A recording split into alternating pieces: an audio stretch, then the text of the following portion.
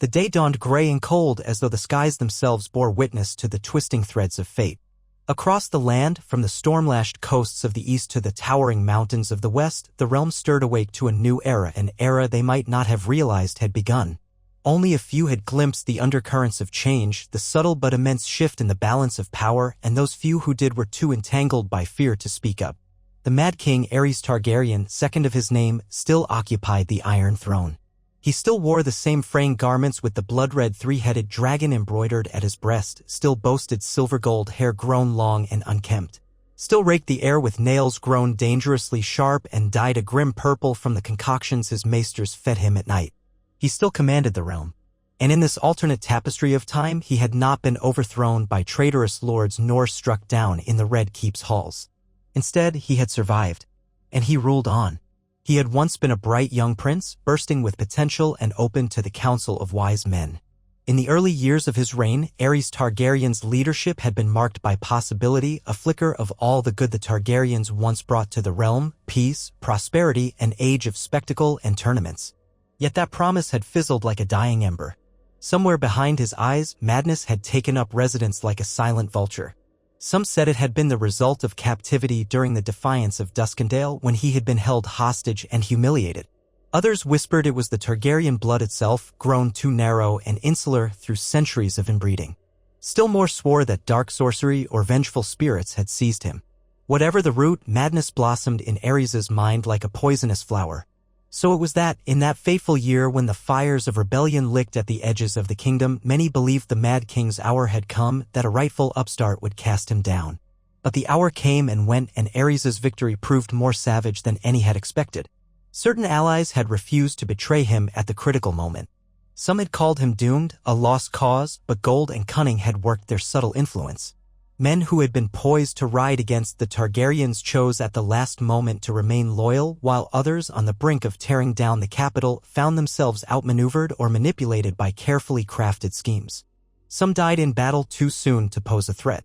Some realized, too late, that the factions surrounding the Mad King had mustered more cunning and numbers than rumored. Ultimately, the tide of war shifted with a sudden, dreadful vengeance. Aerys Targaryen's enemies were scattered, forced to bend the knee. He stood triumphant in a land that had believed him destined for ruin. To the horror of the common folk and the heartbreak of lords who dared to dream of an end to tyranny, the Mad King's reign continued. And with his survival, a new darkness spread beneath the vaulted sky, subtle as the creeping of shadows before twilight.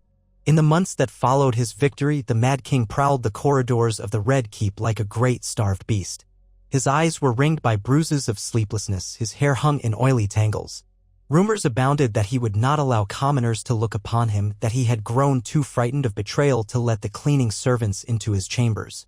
Some said those who glimpsed him in his private spaces either had their tongues cut out or were burned alive as an example to others. Whether half these rumors were true mattered little to the people who repeated them. Fear took root in the city. The stench of burning flesh became an almost ordinary phenomenon in King's Landing. Executions were not new to the realm, but the frequency and violence now escalated. Reports came of entire families, loyal for generations, accused of some imaginary slight and wiped out overnight. But though terror reigned, rebellion was far from certain. Many remembered that the previous attempt to depose Aerys had collapsed in a brutal wave of bloodshed and that the king emerged more dangerously unhinged than ever. So the realm clung to a precarious peace. The capital's populace shrank in on itself, trying to keep a low profile, wanting no reason to be noticed by the roving eyes of the king or his new circle of enforcers. For the king had begun to favor only those who showed the same brand of cruelty, men whose hearts were as callous as their arms strong. The city watch gained a new commander rumored to enjoy the screams of prisoners at the hour of their torture. The king installed fearful sycophants in council positions once held by more moderate or prudent men. Aerys found fresh ways to punish the slightest suggestion of defiance. He turned petty rumors into conspiracies, real conspiracies into cataclysms. Anyone who tried to speak rationally or offer caution in the face of his more outrageous demands found themselves next in line for a mysterious disappearance or spectacular public execution. And yet, despite the fear and the darkness festering in the city, the king still held that faint, mesmerizing gleam of Targaryen regal power that had lured the realm into submission for centuries. When he emerged in public, usually for ceremonies or further punishments, he wore a magnificent black cloak lined with red satin or sometimes the grand, flowing robes that shimmered like dragon scales. In these performances, he demanded the respect and worship of his subjects. The courtiers, fearful of the consequences, praised him with trembling voices. They had once adored him in his youth, now they lied through forced smiles. He devoured their praise like a man starved of real nourishment. It gave him a certain ephemeral shine, an echo of the proud Targaryens from the days of old. That echo, combined with the knowledge that steel and flame awaited the disobedient, was enough to keep the realm in check. In the privacy of his bedchambers, the king's madness festered further. At night, he was reported to lock himself away in his solar, with only a single candle to light his scribbled notes.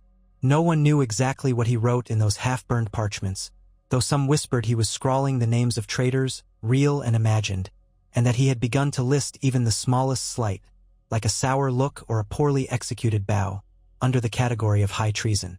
Others claimed he was devising a grand plan to remake the realm in cleansing fire, the phrase he had used before, a phrase that made even steeled knights shudder.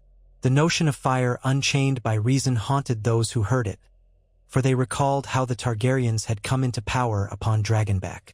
But there were no dragons left in the stables beneath the Red Keep. The last had died many decades before. Of course, there were other forms of fire in Aerys's possession, wildfire most infamous among them. For a time, no one could confirm that the stores of wildfire beneath King's Landing had grown. It was only speculation among a few uncommonly brave individuals, hushed behind closed doors. Yet eventually, leaks emerged that the pyromancers had been toiling night and day at the king's behest, forging more and more jars of the deadly substance. Some believed he meant to stockpile it for war, to unleash upon any province that showed the barest sign of revolt. Others thought the Mad King merely found comfort in the presence of so much combustible power. As the months wore on, the city's underbelly quaked with fear. The king's obsession with fire had grown legendary, and the largest city of the realm sat precariously atop a massive cache of alchemical horror. The day dawned gray and cold as though the skies themselves bore witness to the twisting threads of fate. Across the land, from the storm-lashed coasts of the east to the towering mountains of the west, the realm stirred awake to a new era, an era they might not have realized had begun. Only a few had glimpsed the undercurrents of change, the subtle but immense shift in the balance of power, and those few who did were too entangled by fear to speak up. The Mad King Aerys Targaryen, second of his name, still occupied the Iron Throne. He still wore the same fraying garments with the blood-red three-headed dragon embroidered at his breast, still boasted silver-gold hair grown long and unkempt, still raked the air with nails grown dangerously sharp and dyed a grim purple from the concoctions his maesters fed him at night. He still commanded the realm, and in this alternate tapestry of time he had not been overthrown by traitorous lords nor struck down in the Red Keep's halls. Instead, he had survived, and he ruled on. He had once been a bright young prince, bursting with potential and open to the counsel of wise men. In the early years of his reign, Aerys Targaryen's leadership had been marked by possibility, a flicker of all the good the Targaryens once brought to the realm, peace, prosperity, an age of spectacle and tournaments. Yet that promise had fizzled like a dying ember. Somewhere behind his eyes, madness had taken up residence like a silent vulture. Some said it had been the result of captivity during the defiance of Duskendale when he had been held hostage and humiliated. Others whispered it was the Targaryen blood itself, grown too narrow and insular through centuries of inbreeding. Still more swore that dark sorcery or vengeful spirits had seized him. Whatever the root, madness blossomed in Aerys's mind like a poisonous flower. So it was that, in that fateful year when the fires of rebellion licked at the edges of the kingdom, many believed the Mad King's hour had come, that a rightful upstart would cast him down. But the hour came and went, and Aerys's victory proved more savage than any had expected. Certain allies had refused to betray him at the critical moment. Some had called him doomed, a lost cause, but gold and cunning had worked their subtle influence. Men who had been poised to ride against the Targaryens chose at the last moment to remain loyal, while others, on the brink of tearing down the capital, found themselves outmaneuvered or manipulated by carefully crafted schemes. Some died in battle too soon to pose a threat. Some realized, too late, that the factions surrounding the Mad King had mustered more cunning and numbers than rumored. Ultimately, the tide of war shifted with a sudden, dreadful vengeance. Aerys Targaryen's enemies were scattered, forced to bend the knee. He stood triumphant in a land that had believed him destined for ruin. To the horror of the common folk and the heartbreak of lords who dared to dream of an end to tyranny, the Mad King's reign continued.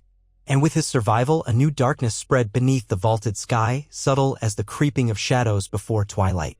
In the months that followed his victory, the Mad King prowled the corridors of the Red Keep like a great starved beast. His eyes were ringed by bruises of sleeplessness, his hair hung in oily tangles.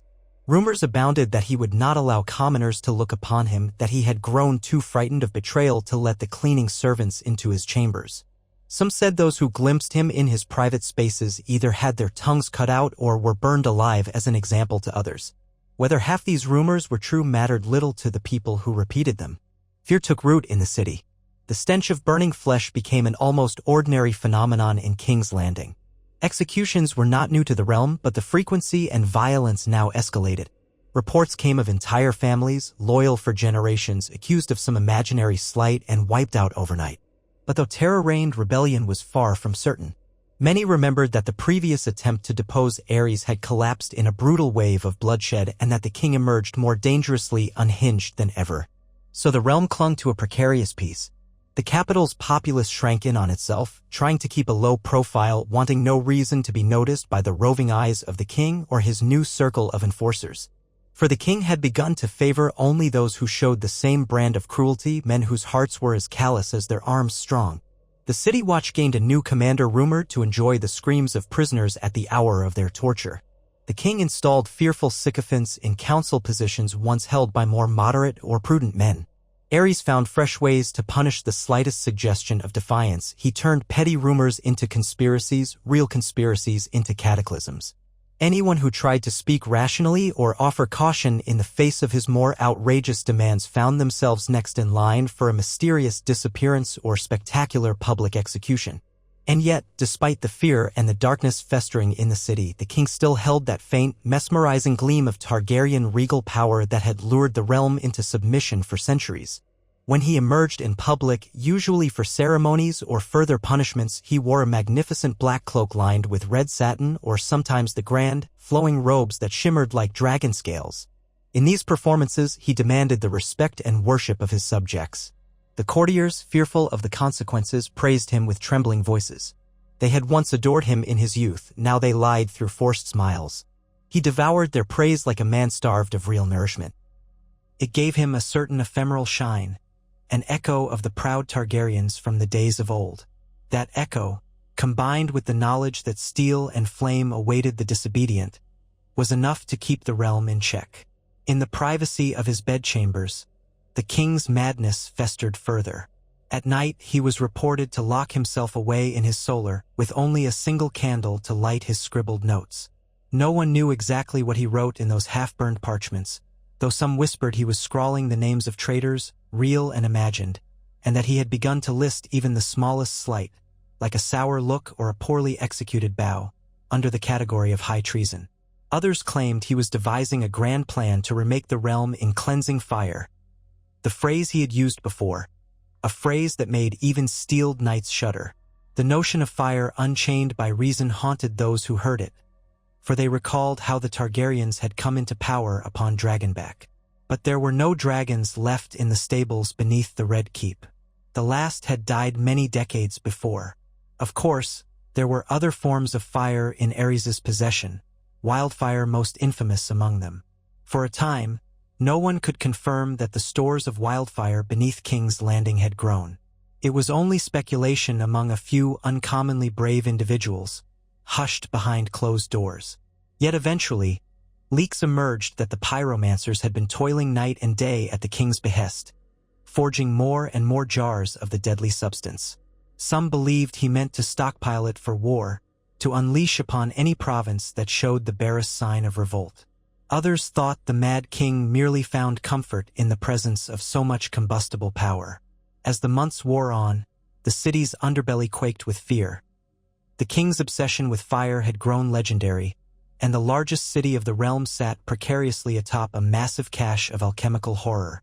But if the king's mania rested in flame and paranoia, so too did it rest in the illusions of grandeur.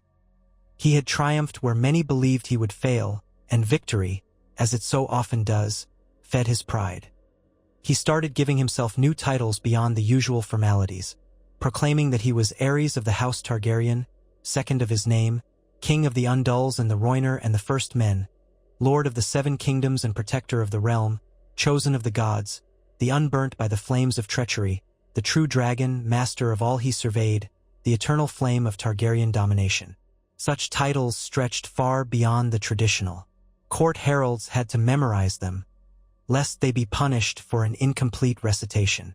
The king's son, Prince Rhaegar, had once been the realm's best hope for stability, a beloved figure with a gentle heart and a talented hand at the harp. He had possessed the sort of earnest charisma that might have guided the kingdom toward peace. But the war that never quite unseated the Targaryens changed him. While Rhaegar was widely known to have yearned for a different future, something had happened in those final days of conflict, some heartbreak or threat that broke his will. Rumors varied. Some said that the king had threatened to raze entire regions if Rhaegar did not comply with his father's demands. Others insisted Rhaegar had his own reasons for letting the uprising fail. Whatever the cause, by the time the rebellion was quashed, Rhaegar appeared spiritless. He performed his duties, stood by his father's side during royal announcements, and oversaw ceremonies with the grim courtesy of a man fulfilling an unwelcome obligation.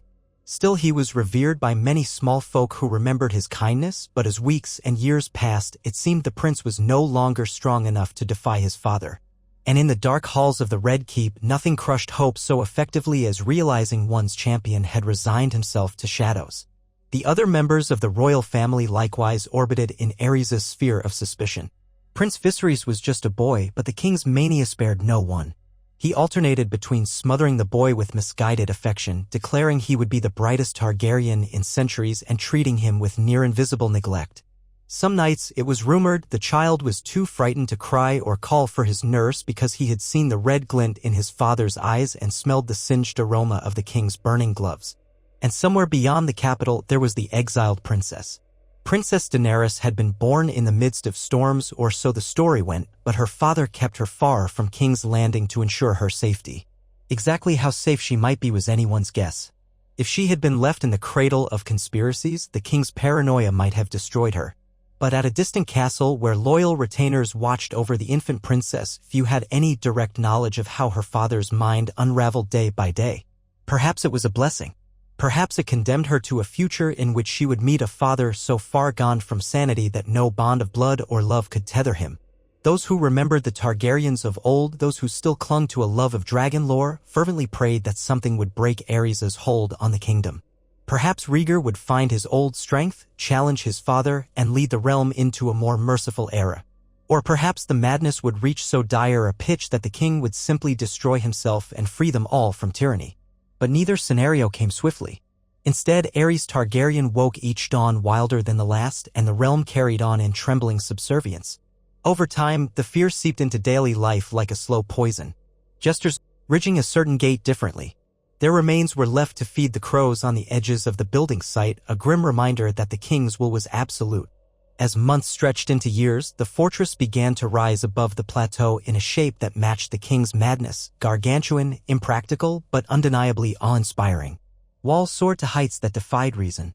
Masons shaped swirling dragon motifs. At one point, the king ordered that massive dragon skulls from the old Targaryen vaults be embedded in the stone archways so that whenever he passed beneath them, he might feel the presence of his ancestors. It did not matter that those centuries-old relics were fragile or might crumble under open air. It did not matter that such an architectural demand would take months to fulfill. What mattered was that the king's fancy demanded it, and so it was done. Slowly, the Fortress of Eternal Flame became a testament to a ruler whose ambition outstripped his sanity. While construction continued, the king's mania in King's Landing showed no signs of abating. If anything, he was emboldened by the knowledge that somewhere in the Crownlands his new seat of power took shape. He demanded ever stricter loyalty tests from his nobles. He summoned the heads of the great houses to the capital at inconvenient intervals, forcing them to pay homage. The slightest tardiness or hesitation was deemed seditious.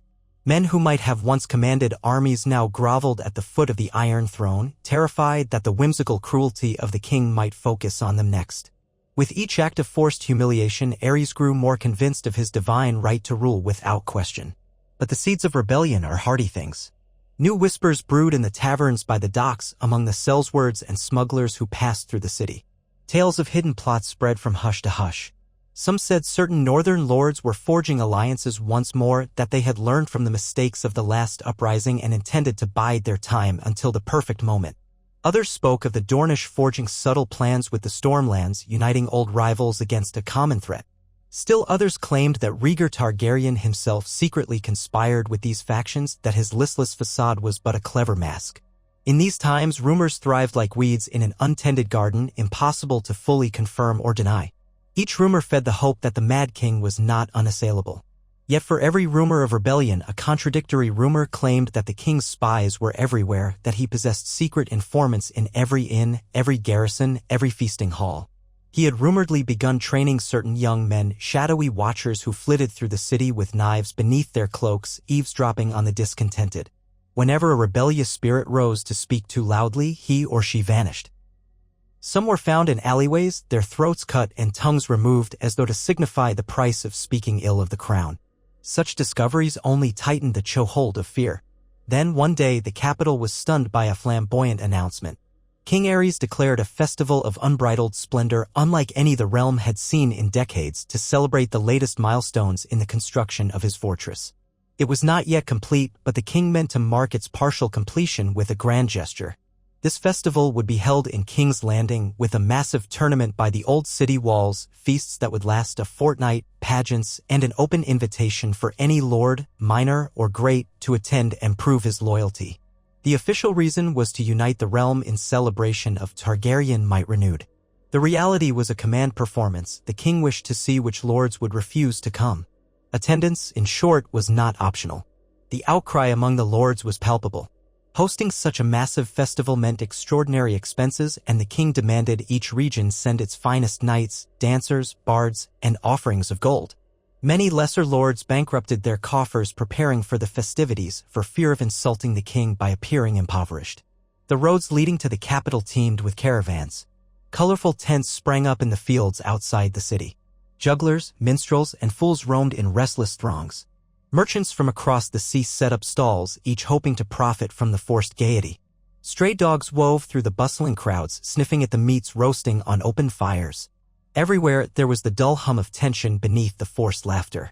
The king himself arranged to appear each morning in a grand pavilion by the jousting field.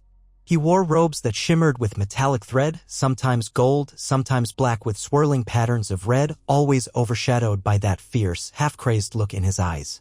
He had grown thinner still, as though each day burned away more of his flesh, leaving behind only sinew and mania. His hair hung to his shoulders in wild tangles, and though his beard was patchy, he refused to let barbers near him for fear they might slit his throat. He arrived each morning with a small host of watchers, men whose eyes roamed the crowds for the slightest hint of rebellion. Rhaegar stood by his side in impeccable armor, his face a mask of polite detachment. On the first day of the tournament, horns trumpeted across the field. Knights in shining plate advanced to tilt against one another with lances. The king demanded that no expense be spared in making the spectacle visually stunning. Bright ribbons and crests danced in the breeze. Lords sat in raised wooden stands to watch the justs, each mindful of how best to perform their loyalty.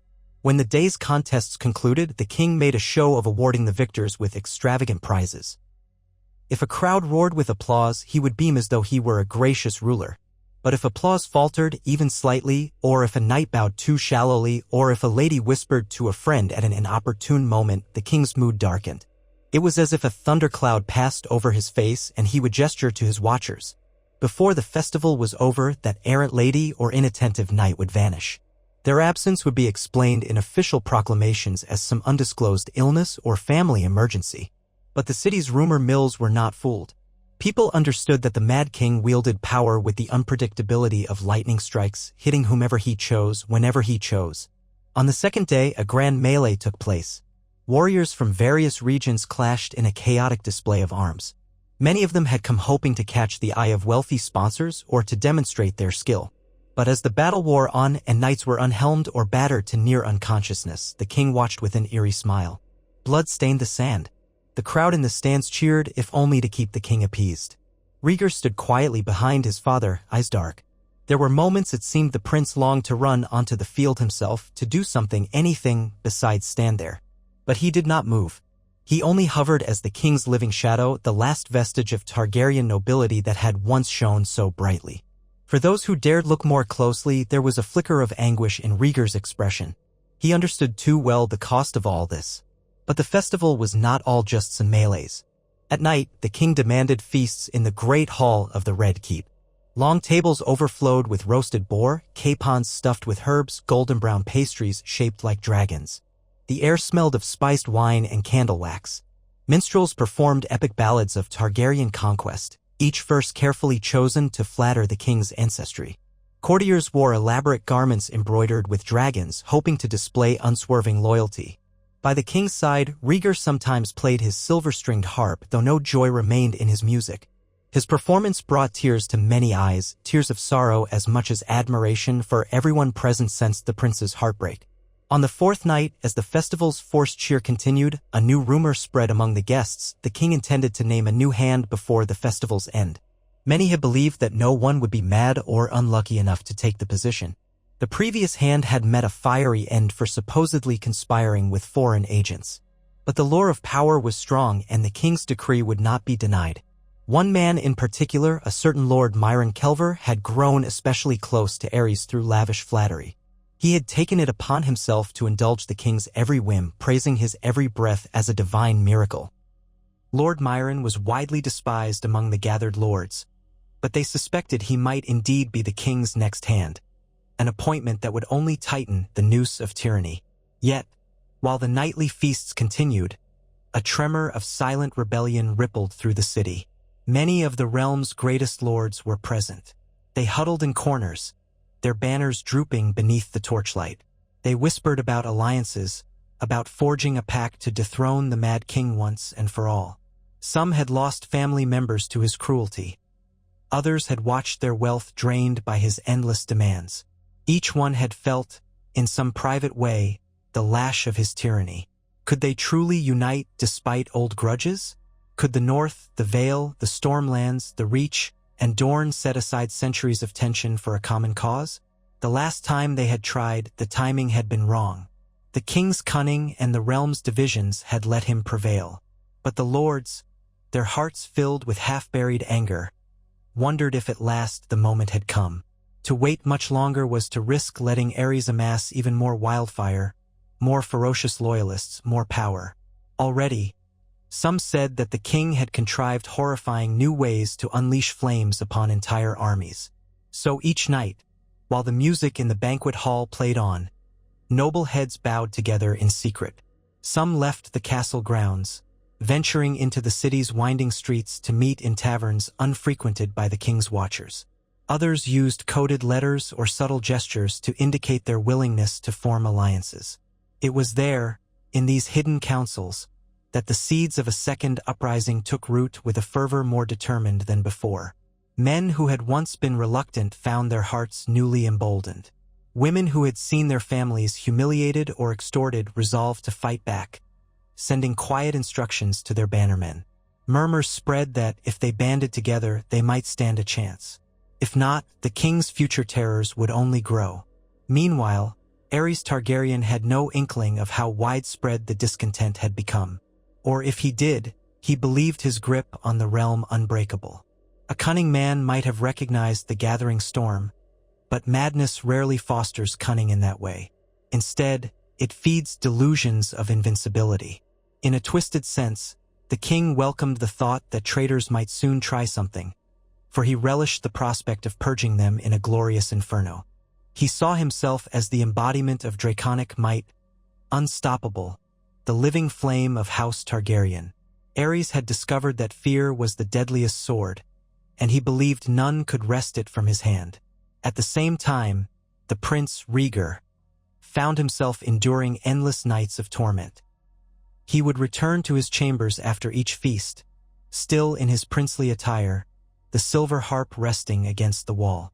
Once the door was shut and the guards stationed outside, he would sink onto his bed. Some nights he stared at the ceiling until dawn, wrestling with guilt and frustration. Other nights, he played quiet, mournful tunes on his harp until tears streaked his cheeks. He remembered the day when he, full of youthful optimism, had dreamed of a better realm. He had read prophecies that foretold a prince who was promised, a figure who would bring balance and healing to the land. He had wondered if he himself might be that prince. Yet now he sat, paralyzed, in the shadow of his father's unspeakable atrocities, powerless to stop them. There was a corner of his mind that believed if he stood up one last time to the Mad King, he might rally the people. But his father's threats had not been idle. Ares had shown Rhaegar, in a moment of horrifying candor, how quickly entire towns could be burned to the ground in the name of punishing treason. If Rhaegar acted too rashly, countless lives would be forfeit. And so he remained silent, haunted by the question, would his inaction cost more lives than an uprising? A few nights into the festival, the king declared a new form of entertainment, the great display of fire. In the courtyard of the Red Keep, dozens of torches and braziers were arranged in elaborate patterns. The king had brought in pyromancers to stage a demonstration with wildfire, the substance that burned green and ferocious. The courtiers arrived, feeling dread twist their stomachs. The sun had just dipped below the horizon, leaving the sky a deep violet. The king stood at the center of the courtyard, robed in black with red embroidery, arms outstretched. "Behold the might of House Targaryen," he proclaimed as the pyromancers lit the first jars. Green flames burst into the air, swirling like serpents. Gasps echoed from the watchers, for it was a terrible beauty. The king laughed, the cackle of a man too far gone to reason. Then, on some hidden cue, one of the king's watchers brought forth 2 trembling prisoners, rumored traitors. Without ceremony, the watchers hurled them into the center of the swirling green flames. Their screams drowned out the hush of the crowd. The odor of searing flesh filled the night air. Some ladies fainted, some lords bit their lips until they bled. The king only laughed again. This was the realm's entertainment under his rule. After that display, many lords left with fire dancing in their nightmares. They withdrew to their quarters, every fiber of their being longing to strike back. No one dared speak openly that night, for the king's watchers hovered like ravens over Carrion. But the horror of what they had seen only fueled the hidden conspiracies further. Those with the strongest resolve began to muster the final details of a plan. They would not let the festival end without taking steps. The king was distracted by his own illusions of grandeur. The time was ripe to act. When the festival's last day arrived, a hush hovered over King's Landing. The skies were clear, a bright sun shining over the churned-up fields and the scarred, littered pavilions. The final justs proceeded with a forced enthusiasm. Lords clapped politely, ladies waved handkerchiefs, yet the mood was subdued. The king announced that at nightfall, there would be a closing feast in the great hall, at which he would name a new hand. Many suspected it would be Lord Myron Kelver. That knowledge filled them with dread. Night fell. Torches lit the corridors of the Red Keep. The great hall glowed with hundreds of candles, and long tables bore the last of the lavish meals. The entire festival's participants gathered, a sea of anxious faces. The king sat upon the iron throne, a jagged mass of fused swords that loomed behind him like a monstrous shadow. Rhaegar stood to the right, arms clasped behind his back, expression bleak. Viserys sat to the side, a small, silent boy whose wide eyes took in every flicker of the torchlight.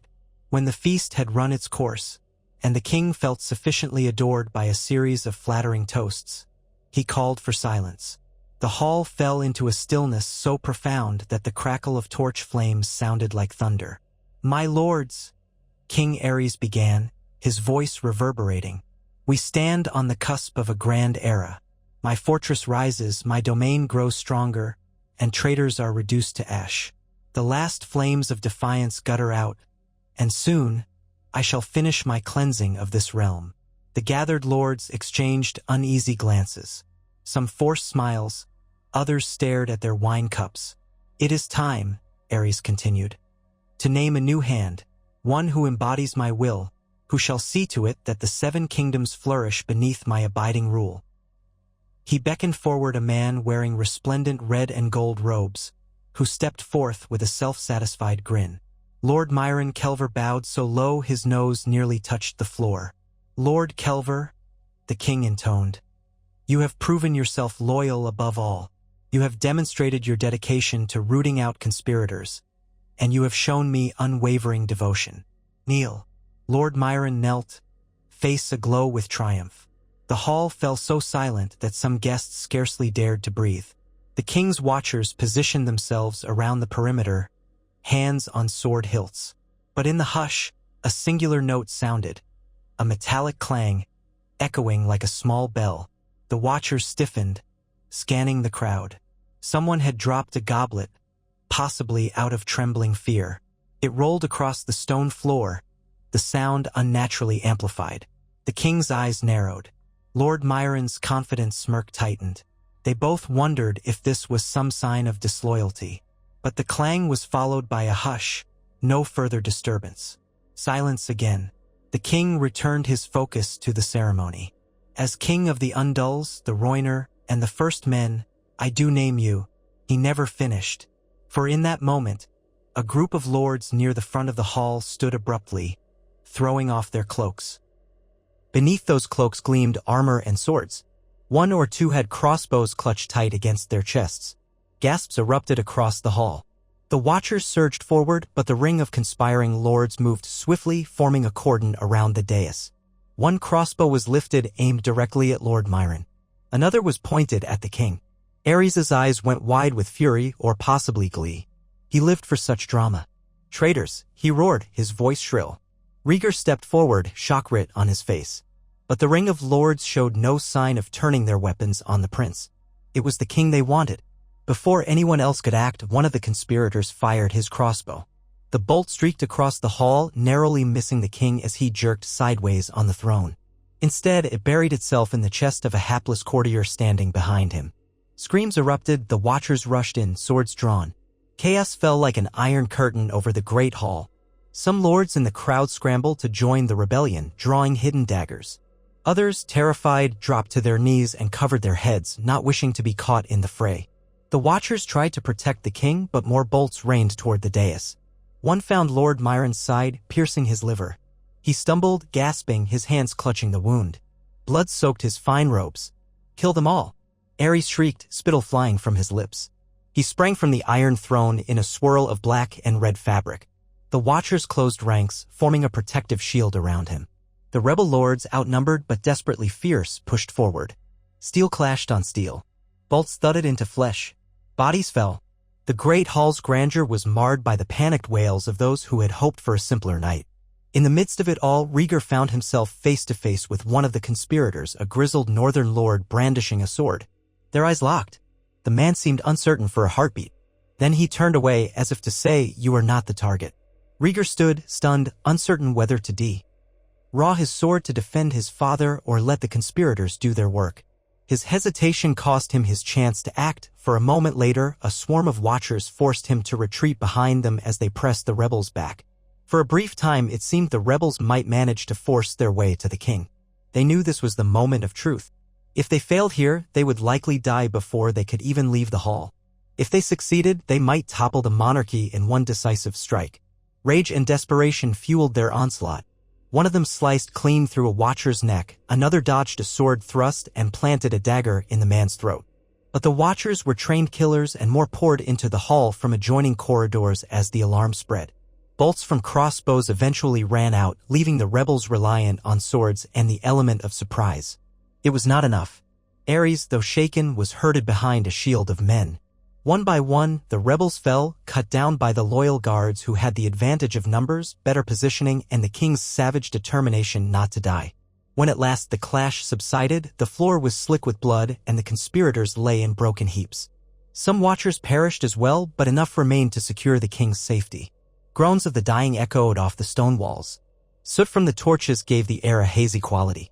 At the foot of the dais, Lord Myron Kelver sprawled in a widening pool of his own blood, eyes vacant, the crossbow bolt protruding from his side. King Aerys stood trembling, his face spattered with crimson, his hair in disarray, but very much alive. He stared at the corpses with a curious mixture of horror and exultation. "Traitors," he muttered or screeched, the word was barely coherent. "They think they can bring me down. They think, burn them all." The watchers, panting and drenched in sweat, nodded grimly. Not a single rebel had survived, but the king's thirst for vengeance demanded more. He wanted to make an example. He wanted to punish not just the immediate conspirators, but anyone who might have been linked to them, anyone who had breathed the same air. He wanted the entire realm to witness what happened to those who dared challenge him. Before midnight had passed, a fresh wave of arrests began throughout the castle. Servants, scribes, lesser nobles, anyone remotely suspected of affiliation with the plot were seized. Some were certainly innocent, but the king did not care. The watchers filled the dungeons to capacity, then began hauling the captives to the courtyard for summary sentencing. It was a frenzy of brutality. Scenes of horror played out beneath the full moon, greenish wildfire swirling in the braziers. The king looked on, shaking with fury. He ordered entire families to be tied together and immolated. He howled that the realm would learn from this night. Rhaegar watched, stricken mute, powerless as mothers cradled weeping children and old men bowed their heads in resignation. The watchers dragged them all to the flames. The screams echoed through the city, ensuring that no one slept in King's Landing. The great hall was left in disarray, the feast abandoned. A mania of terror roamed the fortress, urging the king to extremes no one had dared imagine. By dawn, the fires still smoldered, and the city stank of charred flesh. The king, exhausted, slumped in his solar, raking trembling fingers through his dirty hair. Rhaegar stood before him, face pallid and drawn. "Father," the prince said quietly, his voice breaking. "Enough blood has been spilled." Aerys's gaze snapped to him with the force of a swinging blade. "You dare speak of enough? They tried to kill me. They plotted in my own hall." Rhaegar swallowed hard. "Yes, and they died for it. So many died." "Not enough," hissed the mad king. "There are more. Always more.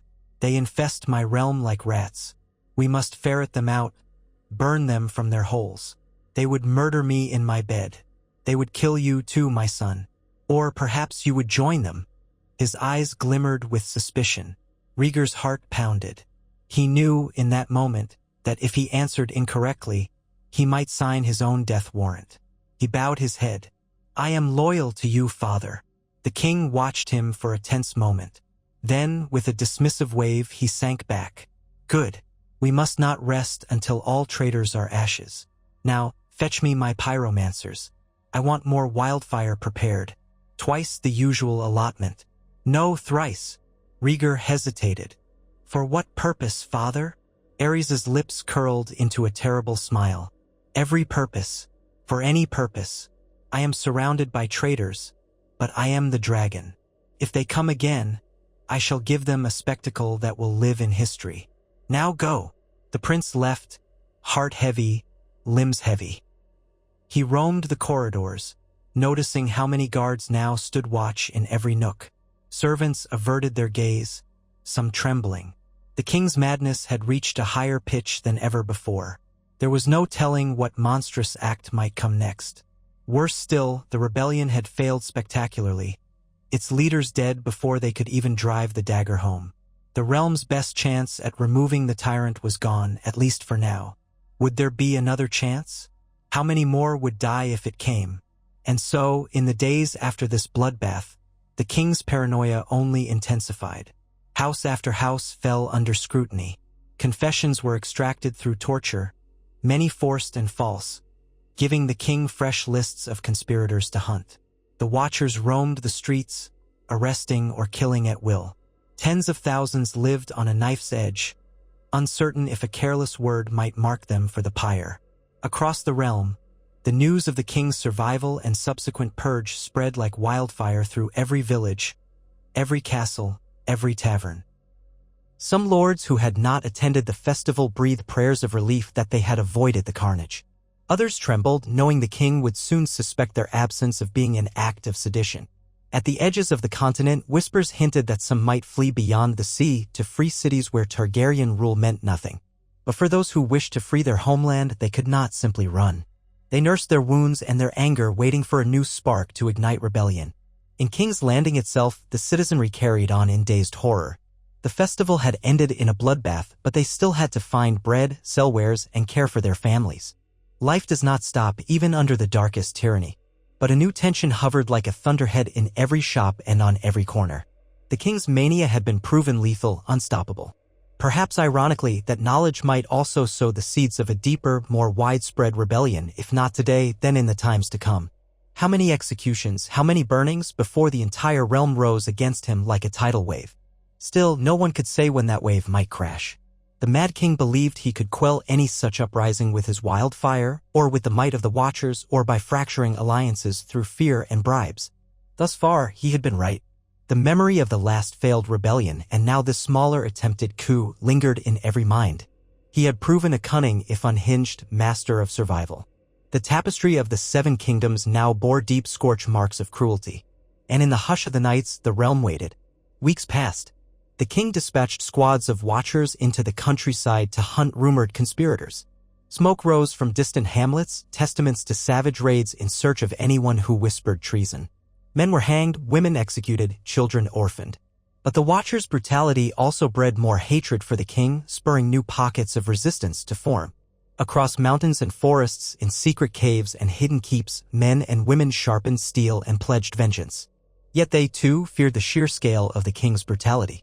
Even a large rebellion might face annihilation. So for the time being, they watched. They waited. They planned. In the capital, the king's fortress project continued despite the upheaval. More stone rose upon the plateau, forming a grotesque shadow against the skyline. Laborers, many of them conscripted or enslaved by debt, toiled day and night under the whip of overseers who answered directly to the king. Occasionally, the king visited to personally oversee progress, ignoring the pleas of workers near collapse, only satisfied if the walls rose faster. The fortress's design became ever more grandiose and forbidding. Now the king demanded entire passages lined with mirrors of polished steel to reflect torchlight in eerie patterns. He insisted on forging steel windows shaped like dragons' wings. If an overseer dared protest the impracticalities, that overseer vanished. If a worker collapsed from exhaustion, he was left to die. All that mattered was the vision of Aerys Targaryen. Through it all, the king resided in the Red Keep, plotting fresh ways to root out dissent. His nights were haunted by nightmares or perhaps twisted fantasies. He spoke often of a cataclysmic purge that would make the last attempt on his life pale by comparison. He commanded the pyromancers to triple their efforts in creating wildfire. The stench of chemicals drifted through certain corners of the city where hidden vaults stored the volatile substance. The small folk feared that one spark, just one mishap, would set the entire city aflame, and no power on earth could quench wildfire once it spread. The king did not care about such practicalities. To him, the city was full of traitors, all undeserving of mercy should they rise against him again. The weeks turned into months and the months into another year. By then, the realm had grown accustomed to living beneath the pall of dread. Any illusions that the king might prove merciful had been shattered. The repeated attempts at rebellion, though small and swiftly quashed, made it clear that the conflict was far from over. But the Mad King endured, a living testament to how deeply fear can serve as a throne's foundation. The houses that had once led open war against him still smoldered with resentment, yet they dare not gather their banners openly. Some of their members had vanished, others had bent the knee so thoroughly they nearly crawled. In their halls, behind locked doors, they discussed the day that might yet come, when their strength would be enough, when the kingdom would finally tear free of Targaryen madness. One night, high up in the Red Keep, Aerys Targaryen gazed out a window at the glittering lights of King's Landing. The city's rooftops spread beneath him like a labyrinth of shadows and flickers. Far in the distance, on the plateau, he could see a faint glow from the torches around his rising fortress. A sour grin twisted his lips. Even in old age, madness had not loosened its grip on him. His hair was white and knotted, his nails like claws. Yet he wore an ornate robe woven with threads that caught the moonlight, making him appear almost spectral. He thought of all the traitors he had burned, all the conspiracies he had snuffed out. He thought of the entire realm, trembling in fear of him. And he laughed, a hollow, ragged sound. He was the Mad King, Aerys Targaryen, still on the Iron Throne after so many believed he would fall. Fire was his to command, and he delighted in it like a child with a toy. Let them plot, he thought, let them dream of rebellion. He would greet them with an inferno, a blazing end that would scorch every living soul who opposed him. Yes, the 7 kingdoms were his to torment for as long as his mortal coil endured. Below him, the city shimmered with hidden secrets and hearts full of hate. But for now, they belonged to him, pinned beneath the weight of terror. With a mad ant's triumphant sneer, the king turned from the window and shuffled back into his private chamber. Tomorrow would bring new cruelties, new demands, new bloodshed. Yet he was not satisfied. He never would be. The realm would be his to torment until the very last traitor was ash, no matter how many years or lives it took. And so he reigned on, the mad king who refused to die, his legacy etched into the land's darkest nightmares, his shadow looming over every hope of freedom, proof that even a kingdom's brightest dreams can be devoured by a single, devouring flame. The king remained in his solar even as dawn's light slanted through the narrow windows. Old dust motes whirled in the air, caught in the sunbeams, yet Aerys Targaryen saw only the darkness in his mind. He had slept little since the conspiracy in the Great Hall, that sudden lunge of treason which ended in a sea of blood and fire. Survival had only stoked his paranoia further, winding it tighter in his brain until it seemed every servant, every guard, every gull perched on a battlement was a spy sent to slay him. The Watchers had dragged more accused traitors to the courtyard in the days that followed, but the king remained unsatisfied. His nights were riddled with nightmares of black-winged crows descending upon him, ripping his flesh. He woke in a sweat, then mumbled half-broken incantations to drive away the ghosts of betrayal. When that failed to calm him, he demanded more wildfire from the pyromancers. The Red Keep's vault swelled with the stuff, row after row of sealed clay jars shimmering with that toxic green luminescence. Sometimes, in the midst of an anxious night, Aerys would pace before these rows, silent but for the echo of his ragged breathing, as though the very sight of that fiendish fire gave him comfort. He had repeated to Rhaegar and to anyone else who dared stand near him that should the lords rise again, he would engulf them in an inferno the realm would never forget. Many heard those threats and trembled. Many thought them more than threats. But the king's mania held the capital so firmly that even the smallest sign of rebellious murmur meant a quick, brutal end. In the middle of this new era of terror, life went on in a halting, eerie way. Shops still opened each morning, hawking bread and salted fish. Children still played in cramped alleys, though they muffled their laughter for fear a city watchman might accuse them of mocking the king. Courtiers continued to fill the halls in dread-laced finery, bowing so low their spines ached. In taverns across the city, men drank their ale in tense silence, eyes shifting at the presence of unfamiliar faces. Everywhere, the Watchers loomed. To outsiders, it might seem an untenable situation, a realm forced into complacency by fear. Yet the truth was more complex. The Seven Kingdoms had survived countless storms and tyrannies. They bent without breaking, with a resignation born of centuries under absolute monarchs. Some told themselves that if they merely endured, if they kept their heads down, the Mad King's tyranny might pass, if not today, then in another year or 5. Others were not so patient. They sharpened steel in cellars, met behind bolted doors, and nursed their hatred, waiting for a spark. But they were disorganized, leaderless. The last attempt at regicide had collapsed in the Great Hall, drowning in blood. Those who had joined it lay dead, those who wavered did so in lonely corners. Beneath the surface, the rage simmered.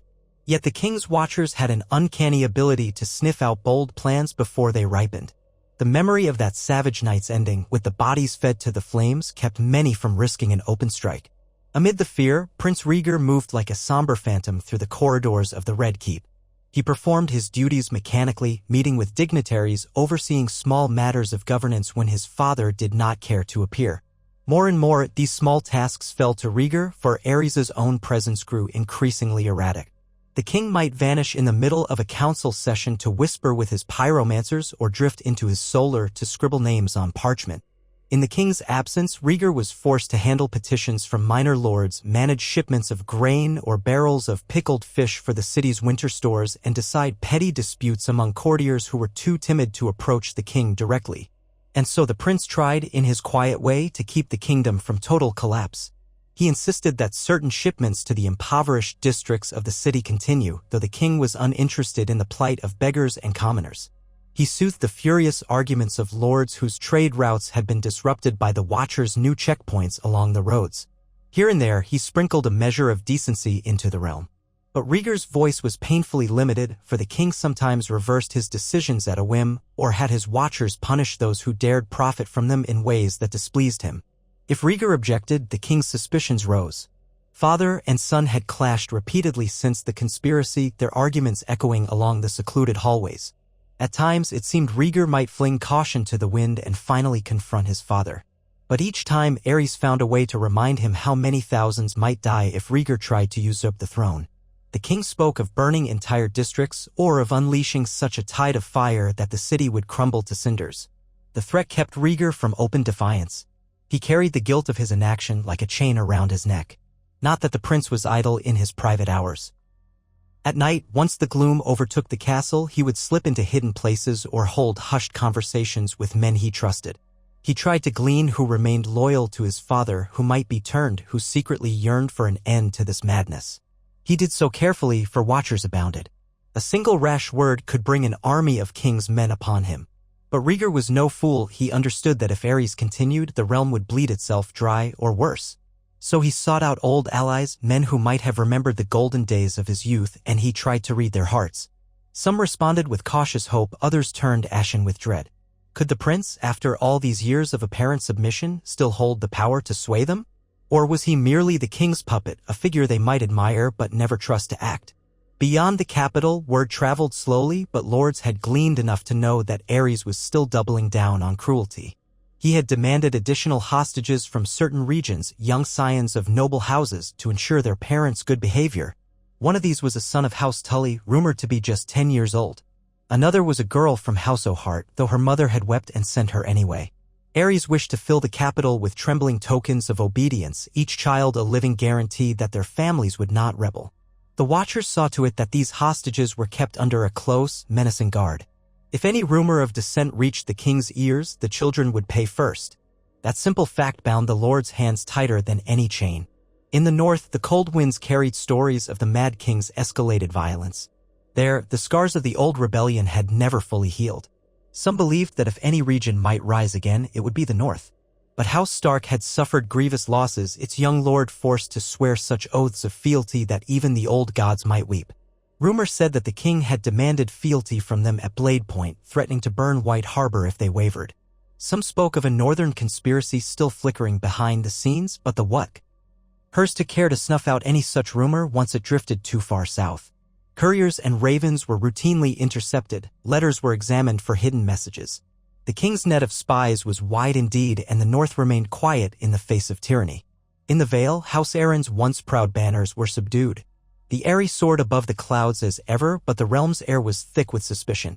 Certain knights whispered that the old days of honor were gone, replaced by the cunning and trickery demanded for survival. The Vale's position in the last rebellion had been complicated. They had tried to align themselves with a cause that seemed righteous, only for it to collapse. Now, men who had once been paragons of virtue found themselves forced to watch their words. Even the mountainsides had watchers lurking in outposts, checking travelers for any hint of sedition. The Westerlands had fared better in the sense that House Lannister, ever cunning, had managed to escape the king's full wrath by demonstrating enough loyalty at the critical moments. Some said Tywin Lannister was a shell of his former self, forced to kneel at the king's feet and accept humiliations for the sake of his house's survival. Others claimed Tywin was biding his time, building alliances in secret. But Aerys despised Tywin still, and the Watchers kept a keen eye on the gold roads leading from the Westerlands. The slightest sign of Lannister mobilization would be met with a swift, lethal response.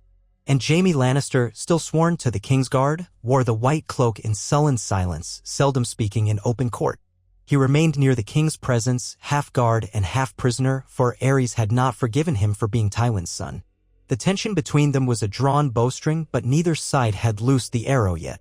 The Reach, long known for its bounty and chivalry, now found that bounty taxed heavily by the crown. Large shipments of grain, fruit, and livestock were demanded for King's Landing to feed the swelling number of watchers and laborers. Marjorie Tyrell was but a child, a distant cousin in this timeline, not yet the graceful woman known to later ages, and House Tyrell itself was forced to send younger relatives to the Red Keep as tokens of loyalty. The fertile fields continued to produce, but the resentment grew among lesser lords who could barely keep enough for their own people. They blamed the king for driving them into near famine. More than once, voices rose in Highgarden's halls calling for defiance. But the memory of wildfire devouring entire families kept most of them in check. There was no known rallying force, no surety of victory, so they paid the king his due and bided their time. Dorne, often proud and fiercely independent, chafed under the Mad King's reign as well. The Martells had lost dear kin in the last rebellion, and though they had once allied with Targaryens through marriage, the Mad King's late cruelties had soured that bond. Whispers abounded that Dorne might try something cunning, that they might call upon old alliances across the sea to raise mercenary forces. But the Watchers made certain that no large-scale movement of ships from Sunspear went unnoticed. The king's fury at any perceived slight from Dorne would be catastrophic. So, for now, the desert princes kept their counsel, their pride bruised but not broken. They, too, looked at the horizon, wondering if a day would come when they might strike and free themselves from the Targaryen yoke. The Stormlands, battered once by rebellion, had lost many of their best warriors in the war that never reached a just conclusion. House Baratheon had been pinned under the king's vengeful heel. Robert Baratheon's fate was the subject of many whispered rumors. Some insisted he had died a prisoner in the Red Keep's dungeons. Others claimed he yet lived, a husk of his former self, locked away to rot for the rest of his days. There had been no public execution. Perhaps the king enjoyed the notion of keeping the mighty stag caged, a trophy of victory. Perhaps he simply feared that executing Robert outright might spark a new wave of rebellion. If Robert indeed languished in some hidden cell, few knew the truth, and fewer still dared speak of it. The Storm Lords who remained had bent the knee, sending their reluctant tributes to the king, hoping no more vengeance would be exacted. Yet the memory of Robert, if he was dead, or even if he was not, still lingered among them. His name was a spark in certain hearts, a reminder that defiance had once seemed possible. Across all these lands, the king's fortress in the Crownlands continued its ominous rise, fed by forced labor, spurred on by Aerys' obsession. Some corners of the structure were so poorly designed, insisting on flamboyant details at the expense of architectural stability, that entire sections had to be reworked lest they collapse. But the king's mania demanded it be tall, menacing, and lavishly decorated with dragon motifs, so the overseers whipped the laborers and pressed on. Whenever progress lagged, a half-dozen workers might be burned alive as an example to the others. The plateau shook with the clang of hammers, the groans of the oppressed, the curses of cruel taskmasters. At night, torchlight flickered along the high walls, making them seem wreathed in flame. A few said the fortress was cursed, that the land itself wept at the cruelty of its construction. Yet no one dared protest too loudly lest their voices bring the watchers. Within King's Landing, the Red Keep's mood shifted from the usual uneasy hush to a new tension one chilly morning when a raven arrived bearing the dire news that a cadre of watchers dispatched into the countryside to quell an alleged conspiracy had never returned. No bodies were found, no sign of struggle. They had simply vanished. The king reacted with immediate fury, screaming that an entire region must be harboring traitors. The watchers sent out fresh parties to investigate. Soon, the courtiers whispered that a hidden band of outlaws had begun targeting the watchers' squads. This band moved in small, mobile groups, never leaving witnesses, never letting themselves be cornered. Some said it was the last remnant of the conspirators who had survived the fiasco in the Great Hall, or perhaps a band of small folk forced to fight back. Others insisted it was a cunning trick orchestrated by one of the great houses. No one knew for certain, but the watchers began to ride in larger numbers, wearing heavier armor. More heads spiked above the city gates whenever a villager was suspected of feeding the outlaws. In the midst of this sudden swirl of tension, Prince Rhaegar took note of the rumor. For too long, he had thought the realm incapable of sustained resistance. Yet here was a sign, faint but real, that pockets of defiance still smoldered. He had no notion of whether these outlaws served some lord's secret plan or acted on their own. He only knew that, with each ambush, the Watcher's stranglehold weakened by a small fraction. A spark of guilty hope lit in his chest. One night, he secluded himself in his private solar, reading over old prophecies and half-finished songs from his youth. He strummed a single chord on his silver harp, remembering how he had once believed in the power of a single heroic act to change the course of history. As the chord's echo died, he sighed, feeling the weight of his father's threats pressing down on him. If he could find a way to subdue the Watchers without letting the king unleash wildfire on the city, if he could rally the realm under a single banner, perhaps the realm might be saved from its slow-burning ruin. But how? A week later, in the dark hush before dawn, a detachment of Watchers rode out of the city on the king's orders to cleanse a hamlet suspected of aiding the outlaws. They arrived to find the hamlet deserted, shutters clacking in the wind, the only movement a stray dog sniffing near the well. The Watchers swept through the empty huts, cursing in low voices. Then, just as they began to suspect a trap, the outlaws struck. Figures in mud-streaked leather and bits of mismatched armor emerged from the surrounding fields. Their attack was swift and brutal. The Watchers, taken off guard, fought fiercely for a short while, but the outlaws appeared to have scouted every approach, every vantage. Arrows rained from hidden bowmen stationed among the scraggly thatch roofs, while swordsmen ambushed the Watchers in close quarters. By the end of the skirmish, the king's men lay strewn across the muddy pathways, and the dog licked fresh blood from the well's rim. One watcher, left mortally wounded, lived just long enough to crawl away and scrawl a note of warning. He tied it to a raven's leg in a half-conscious haze and sent it skyward, his last act of obedience to the crown. The raven reached King's Landing on ragged wings. By noon, the king flew into a rage at this new humiliation. Another wave of punishments ensued. More families in the city were accused of complicity, for madness needs little proof. More fires glowed that night, and the city's wells shimmered with the reflections of green flame as pyromancers lit the king's displays. Yet for every captive the king burned, a new rumor spread that the outlaws had risen again somewhere else, striking watchers on lonely roads or near rundown farmsteads. Their presence felt like a phantom. No one knew how many they numbered or who led them. Some of the small folk whispered that they followed a hooded figure who carried a battered sigil from the old days of the rebellion, though stories varied as to which house that sigil belonged to. Others believed them to be common men and women with no ties to the great houses, bound only by desperation. Regardless, the watchers soon found themselves forced to adapt. No longer could they ride alone or in small squads if they wished to return alive. They banded together, wearing heavier mail, traveling in groups of 10 or more, and those who strayed from the group too far often vanished. The Mad King answered this new predicament by demanding more watchers be pressed into service. He conscripted ruffians from Flea Bottom, criminals who would accept coin in exchange for meting out brutality. The city's underbelly seethed with the new arrangement. The king was recruiting the desperate and dangerous to keep the realm in line. Rivalries flared among these recruits, but the king's gold was persuasive, and many took the cloak of the watchers if only to gain a license to pillage or settle old grudges under royal auspices. This influx made the watchers an even more ferocious presence in the city. Yet out beyond the walls, in the labyrinth of fields, woods, and winding roads, the outlaws still prowled. For the first time in a long while, fear cut both ways. The king's fortress on the plateau, ironically, became a place of heightened anxiety. The labor camps were large enough to make the king fear infiltration by outlaws. Overseers doubled their vigilance, searching huts and wagons for hidden swords. Some of the forced laborers who attempted to flee under cover of night were dragged back, whipped until raw, then burned to make an example.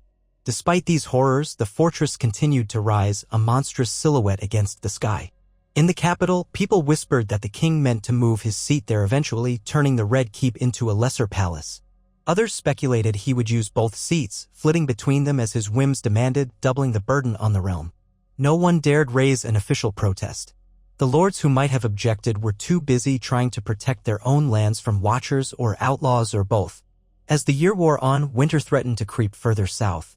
The nights lengthened, carrying chill winds that penetrated even King's Landing's mild climate.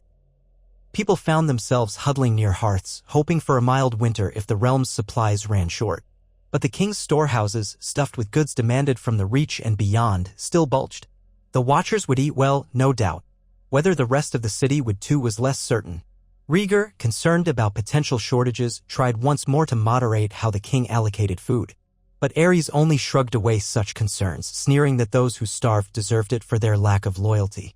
This was the madness that defined the realm. Yet even as the nights grew longer, hope found small ways to glimmer in corners of the Red Keep. Maids whispered to each other of certain knights who still believed in true chivalry, who had quietly stepped between watchers and their intended victims, ensuring a lesser cruelty if not preventing it. Sometimes these knights paid with their lives. Other times, their status or cunning protected them. One name often repeated in hush was Ser Barristan Selmy, a Kingsguard knight who was known for his honor. Some said he had tried to intervene during the Great Hall conspiracy, that he had aimed to disarm rebels without letting the Watchers butcher them all, though events had moved too quickly for him to prevent the massacre. Now he walked the halls with a heavy dignity, fulfilling his oath to protect the royal family even if that family's head was a monster. The Watchers eyed him with caution. They knew he was no coward, but the king's favor still nominally protected him. For the moment, he remained an uneasy beacon of what the Kingsguard was supposed to stand for. Others might have joined him in some moral stand, but Aerys' shadow loomed too large. The king himself seemed to unravel further each day. He would laugh at odd moments, a high-pitched cackle that set everyone's teeth on edge. He refused to let barbers near him, so his nails had grown to grotesque lengths, and his hair was a tangle of half-white, half-yellow strands. He took to wearing gloves embroidered with bright red flames, though often the gloves became scorched or singed from his experiments with small jars of wildfire. He liked to tip the jars into braziers to watch them flare green, giggling as if it were a child's trick. Maesters who tried to caution him that he risked burning down the entire castle received only suspicious glares. In the small council, he ranted about conspiracies that none could prove existed, listing the houses he suspected of treason, which changed daily. He threatened to tear down the Starry September in Old Town, though no one knew why.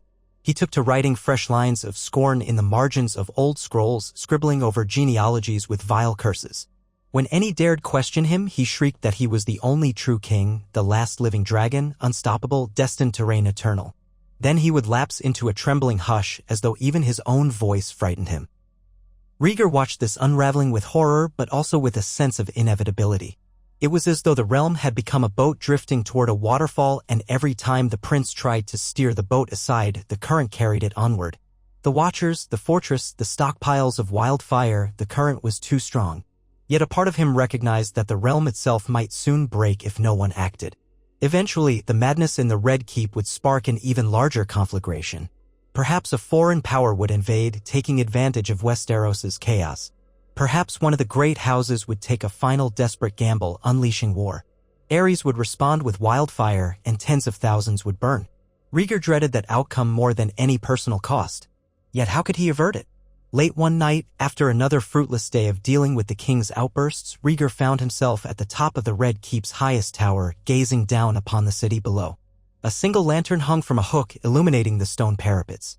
Far below, he could see the flicker of torches marking the watchers' patrols. Out on Blackwater Bay, the water was dark as ink, moonlight rippling across gentle waves. In the distance, he saw the faint outline of the king's new fortress. The shape stirred something in him akin to dread, for he knew how many had died erecting its walls. He ran a hand through his silvery hair, feeling an old despair creep over him. Then, behind him, a voice spoke quietly. "Your Grace." Rhaegar turned, blinking in surprise. Ser Jaime Lannister stood a few paces away, clad in the white cloak of the King's Guard, his golden hair catching the lantern's glow. The man's face was set in a taut expression. For a moment, neither spoke. Jaime glanced over the parapet, making certain no watchers lingered in the shadows. Satisfied they were alone, he cleared his throat. "I did not mean to startle you," Jaime said in a hushed tone. "But I saw you climb the tower and feared the watchers might suspect. They are everywhere these days." Rhaegar exhaled, nodding. "I needed air. These walls suffocate me." Jaime's gaze flicked across Rhaegar's face. "I understand." Silence stretched between them. Rhaegar knew Jaime had once been a proud and brash knight, a youth who loved glory and the tilt of the joust. Now he seemed more subdued, weighed down by the king's madness. He stood guard near Aerys daily, forced to watch as the king raged and threatened. He knew well that Aerys despised him for being Tywin Lannister's son, but there was no easy escape from the King Guard vow. At length Rhaegar sighed. "Ser Jaime, you have been near my father more than most. You know how he raves. Tell me truthfully, do you see any chance that he might listen to reason? Or is that spark of hope long gone?" Jaime hesitated, glancing at the dark sky overhead. "I am no maester, but from what I have seen, reason is far behind us now. He is changed. More than ever before." He paused as if weighing a dangerous thought.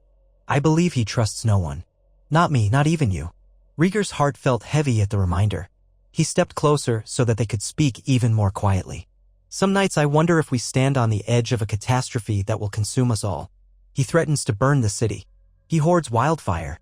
And every day he lashes out at shadows he imagines in the corners." Jaime nodded grimly. "He does. It is no secret. We all fear it. But who among us will act?" He let the question hang. Those words were more a confession than a question, and they both knew it. Jaime Lannister remembered how, in the original timeline, he had ultimately driven a sword into Aerys to prevent exactly that King's Landing's destruction. But in this twisted reality where the king had survived the rebellion, Jaime's role seemed frozen. He had not struck then, and the moment had passed. Or perhaps the risk had grown so enormous that the white-cloaked knight hesitated, unsure whether a single thrust now might lead to far greater bloodshed. He had to obey his vows, or so he told himself. The vow and moral duty clashed like two swords. For a moment, Rhaegar wondered if Jaime might be a potential ally, a man desperate enough to consider removing the king by force. But was that not the same impulse that ended so many lives in the Great Hall? Could it succeed if done in stealth, or would it trigger an inferno of retribution from the Watchers, from the king's loyal pyromancers? The city might burn anyway. The prince lowered his head. "There was a time," Rhaegar murmured, "when I believed a single heroic deed could save us. But the realm is riddled with watchers, illusions, plots, and too many frightened souls. If I rose against him, he would burn half the city before I could wrest the throne away. If you took action, the watchers might do the same in his name. Jaime's mouth pressed into a thin line. I know. I have considered every angle. Always it ends in carnage. He has rigged the board so any decisive move unleashes the wildfire. Rhaegar closed his eyes for a moment. Perhaps he will die of natural causes, the prince said, though his voice carried no real conviction. The king, despite his gaunt appearance, still seemed fueled by an unnatural mania that might keep him alive for years. And as the realm had already seen, waiting on destiny could be a slow, agonizing process. Jaime gave a bitter half-laugh. One might pray for that, but I suspect the gods have turned their eyes from King's Landing. Or perhaps they delight in this horror. Neither man had a solution. They parted with a shared sense of futility. Jaime returned to his duty, and Rhaegar remained at the tower for a time, gazing at the lights below until the first glimmer of dawn chased him away. When he finally left, his mind felt as heavy as lead. The unstoppable madness of the Mad King weighed upon him like an ancient curse. The city awakened to another day of oppression. The watchers patrolled the streets, the fortress's construction hammered on in the distance, and the king soared through erratic moods like a storm cloud pregnant with lightning. But outside the walls, the outlaws refused to vanish. They struck once more, robbing a convoy of new watchers being shipped from a distant region. This time, rumors claimed the outlaws spared the royal recruits who surrendered, urging them to abandon the king's service, but any who resisted or were too stained by cruelty died swiftly. Most recruits deserted on the spot, throwing off their black cloaks, and the outlaws left them with a stark warning: return to your home or join us, but do not serve the king. Though many watchers' stories of that day were garbled and contradictory, one detail emerged: the outlaws were no mere ragtag band but possessed discipline, even a code of sorts. This revelation spread fear and hope in equal measure. The watchers quaked at the notion of a skilled rebel force, while the oppressed whispered that perhaps the tide would turn. The king responded in his familiar manner, blood for blood. He sent 10 times more watchers onto the roads, burned villages suspected of harboring these rebels, and seized more hostages from noble families. By now, the dungeons beneath the Red Keep stank of too many living souls packed in squalor. Screams echoed in the blackness each day. The king's torturers extracted confessions, which gave him fresh lists of names, which led to more arrests. And still the outlaws thrived. It became clear that they had no single base for watchers to raid. They moved unpredictably, evading the king's heavy-handed tactics. In the swirl of these brutal cat-and-mouse games, winter's chill gained a firmer hold. Frost rimed the edges of the city's gutters. The waters of the Blackwater grew cold, lapping hungrily at ships moored in the harbor. The cost of food rose in the streets, and the poor shivered in threadbare cloaks. The king noticed none of this, concerned only with purging his enemies and finishing the fortress. He raved to Rhaegar about unveiling a glorious new throne room in the fortress's highest tower, in which he would seat himself upon a dais of black iron lined with dragon skulls. If Rhaegar offered the slightest objection, such as the cost of transporting the ancient skulls or the structural risk of placing so much weight so high in the tower, Aerys snapped like a rabid dog, eyes bulging with rage. Rhaegar learned to remain mostly silent. The realm might starve, but the king would have his black tower and his dais of bones. Yet the prince could not fully quell his conscience. In an effort to mitigate at least one immediate crisis, he arranged for shipments of grain from the Crownlands and the Reach to be directed to certain distribution points around the city. He did it quietly, forging the king's signature on certain documents or persuading lesser functionaries to look the other way. He used what remained of the royal treasury for the common folk, though he knew it was but a thin shield against the deepening cold. Still, some families might survive the winter because of his secret efforts. If he could not topple the tyranny, he would at least save a few from hunger. Only a select few courtiers realized how carefully Rhaegar navigated these dangers. To many eyes, he was merely the king's passive son, tidying up trifles while the father raged. Even so, the watchers noticed when wagons of grain disappeared en route to the fortress or the Red Keep. Certain unscrupulous courtiers pointed out that the prince must be behind it. One frigid morning, the king confronted Rhaegar publicly in the throne room, screaming accusations that the prince was diverting resources to traitors. Rhaegar responded calmly, insisting he had merely ensured that the city's hungry were fed to forestall potential unrest. The king's eyes blazed at the word unrest, as if daring Rhaegar to elaborate. Then, in a sudden shift, Aerys laughed, clapping his hands in a grotesquely childish gesture. Wise, oh so wise, he said in a syrupy, mocking tone. My dear son the diplomat. Very well. Feed the rats if you must. They will still burn if they cross me." He then demanded a new vow of loyalty from Rhaegar on the spot for all the courtiers to witness. Rhaegar, face-taut with humiliation, knelt and repeated the vow. The watchers looked on, half curious, half smug, as the prince pledged fealty to his father yet again. When it was done, Aerys cackled and declared that if the prince lied, they would all see him burn. The courtiers laughed nervously, though the sound lacked any mirth. Onlookers exchanged uneasy glances, for the spectacle had been less about actual doubt and more about humiliating Rhaegar.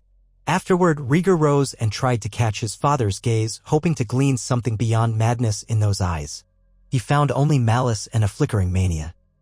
That evening, alone in his chambers, Rhaegar realized the Watchers would now monitor him more closely. He felt certain that was the king's intent, to ensure his own son did not become the next traitor. Rhaegar's nights of confiding in certain loyal friends grew even more discreet. He used coded letters, intangible signals, or chance meetings in overshadowed corridors. In these small circles, he quietly urged patience. Aerys's paranoia might soon devour itself, leaving the king more vulnerable. If that day came, they would need to act swiftly to spare the city from wildfire. Still, the plan remained nebulous. Rhaegar had no illusions that a half-dozen discreet allies could overthrow an entrenched tyranny. But if the outlaws and certain great lords rose at the same moment, if the Watchers were distracted, if the king's pyromancers could be neutralized, perhaps it was a string of ifs precariously balanced over an abyss of fire. Elsewhere, the conspiracies that had once seemed doomed found new life in the bold exploits of the outlaw band. Nobles who had dismissed the possibility of rebellion as suicidal began to wonder if the outlaws might be the kernel of a larger force. Could they be joined in secret? Could arms and funds be funneled to them? Some lesser knights risked braving the winter roads to contact these rebels. Others entrusted discreet retainers to search them out. Indeed, a slow trickle of hidden alliances began, but each step carried grave risk. The Watchers had infiltrators everywhere, and the king's punishment for any suspected plot was savage. Still, the realm had reached a turning point. The king's cruelty had grown so predictable, so ceaseless, that men and women of power felt there was little left to lose. And so, conspirators gathered by flickering candlelight in remote strongholds, forging pacts sealed by desperation. As the harvest months slipped into the full depths of winter, the king took a new fancy. He demanded that the master builders expedite the forging of colossal iron gates for the fortress, gates inlaid with great blazing torches that would burn day and night, a perpetual fire, as he called it. This lunatic request forced blacksmiths across the crownlands to labor relentlessly, and shipments of iron were diverted from more practical uses. Meanwhile, the fortress's interior halls, half-finished, were so cold in the winter winds that workers sickened and died in droves. The king did not care.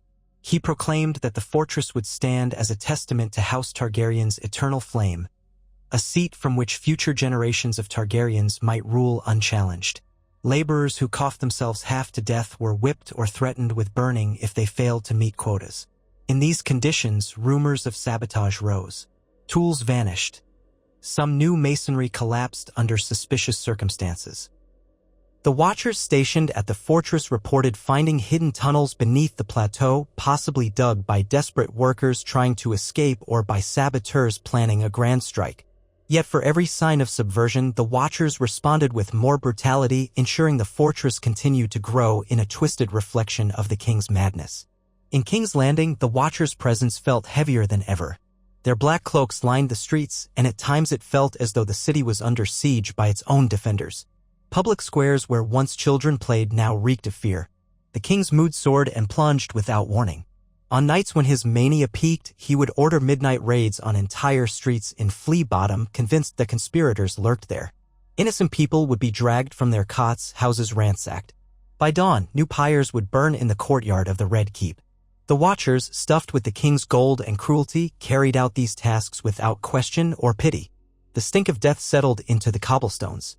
Meanwhile, Rhaegar became aware of something else stirring in the realms beyond the sea. Foreign merchants, smelling the realm's desperation, started offering their own forms of help. Some carried shipments of a new black powder from Essos, claiming it could rival wildfire. Others brought mercenary bands armed to the teeth, hoping to hire out their services to whichever side paid best. The king's watchers turned most away or threatened them with imprisonment if they dared hamper the crown's monopoly on lethal fire. But the black markets were not so easily stopped. Whispers crept that the outlaws might have gained access to these contraband arms. The watchers tried to clamp down, but the city's labyrinthine alleys provided ample hiding places for smugglers. Rhaegar, upon learning of these developments, felt equal parts alarm and hope. Lethal new weapons could cause chaos or could become the means to challenge the king's wildfire. Yet the line between salvation and destruction was razor-thin. That precarious balance stretched into the heart of winter, an unrelenting cold that made the city's rooftops sparkle with frost in the pale morning light. Folk from the north muttered that it was not a true northern winter, but for King's Landing the freeze was bitter enough. The king spent more time in his solar, huddled near braziers, scrawling paranoid notes on parchment, ordering more and more arrests. Sometimes he commanded the watchers to seize men who had served him for years, convinced they secretly conspired. The watchers complied, not wanting to be the next ones thrown onto the flames. Rhaegar did what he could to maintain the kingdom's minimal functioning, but every day the realm slid closer to a meltdown. The outlaws continued harrying watchers outside the city, fueling quiet hopes that real resistance was possible.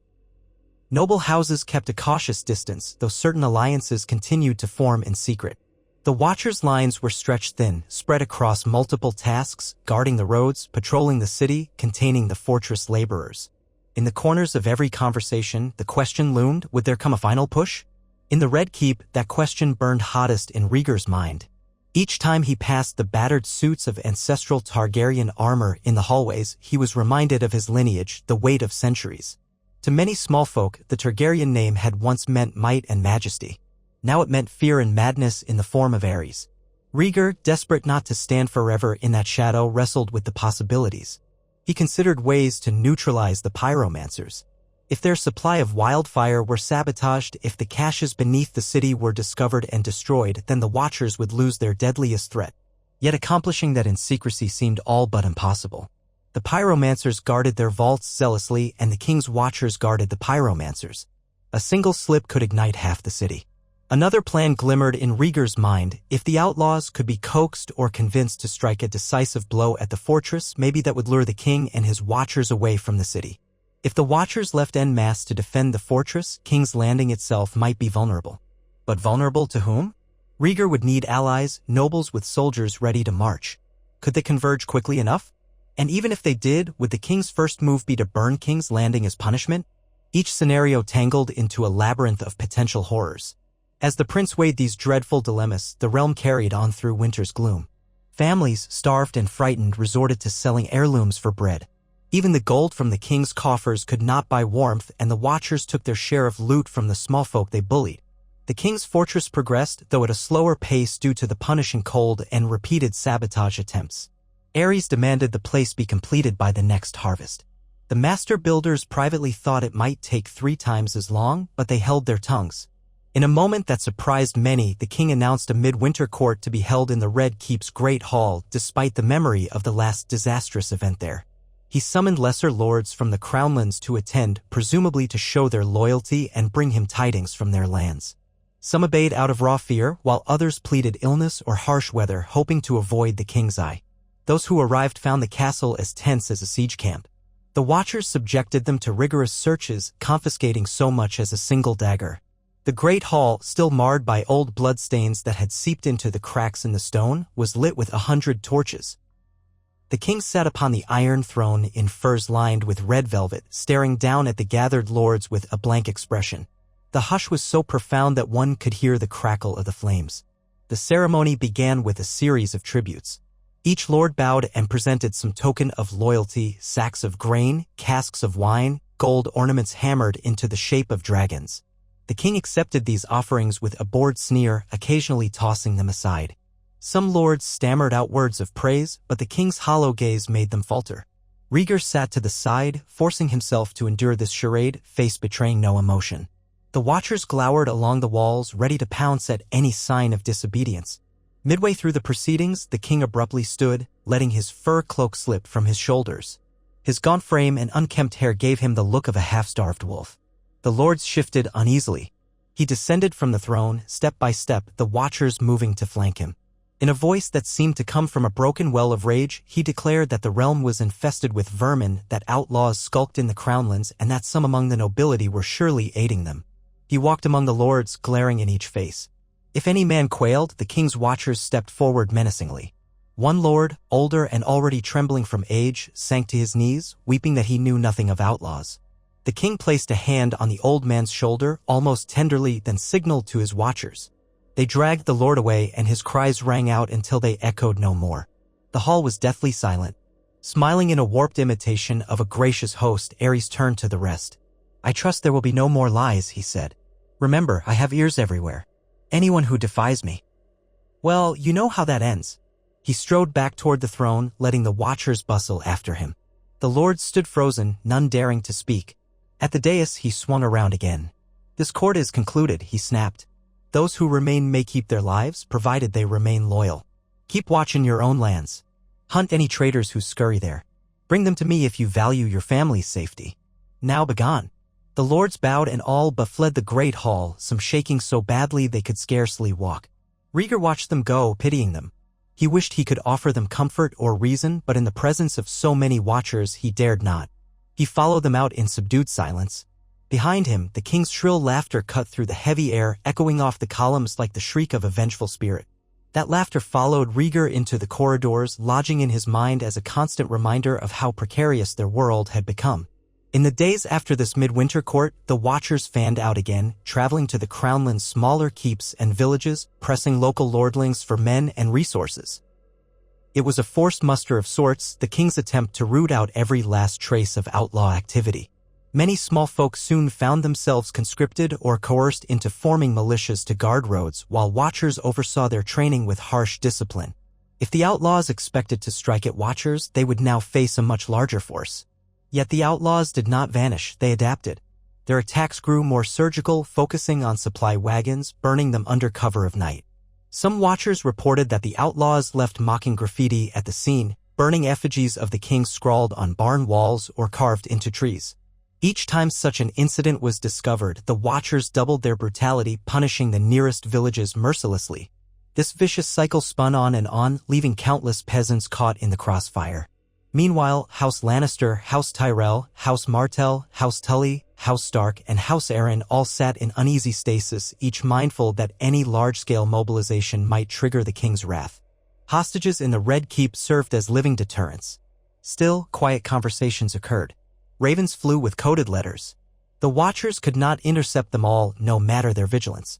Some of these letters found their way into Rhaegar's private reading, though how they reached him remained a mystery. Perhaps a few discreet maesters believed in him. Perhaps some watchers had been bribed. However it was done, Rhaegar learned that certain lords were prepared to coordinate if a spark ignited.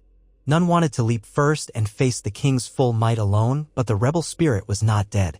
It waited, coiled and hungry, for a single, decisive blow. That blow nearly came in the dead of one frigid night. A group of saboteurs, evidently allied with the outlaws, infiltrated the Red Keep itself, using stolen watcher cloaks and forged documents. They made their way to a hidden storeroom near the castle's underbelly where jars of wildfire had been stored for quick access. Their aim, it seemed, was to sabotage or steal as many jars as possible, crippling the king's advantage. But the watchers discovered them at the last moment. A brief, savage fight erupted in the tight corridors. Wildfire jars were overturned, flames exploded in green fury. The saboteurs died screaming, and so did many watchers. One small corridor was gutted by the blaze, and the entire Red Keep might have gone up if not for a few quick-thinking pyromancers who contained the spread. When the smoke finally cleared, the corridor was a blackened ruin. Yet the damage to the main stash of wildfire was minimal, only a fraction of the jars had ignited. The king, upon learning of the attempt, seemed torn between apoplexy and perverse delight. "They dare strike at me here?" he hissed, pacing in the throne room, half-scorched gloves still on his hands. "Good. Let them come. I'll burn them from the city's every crack." He demanded an immediate purge. The watchers descended on the city with unbridled viciousness, dragging people from their beds, searching for any possible link to the saboteurs.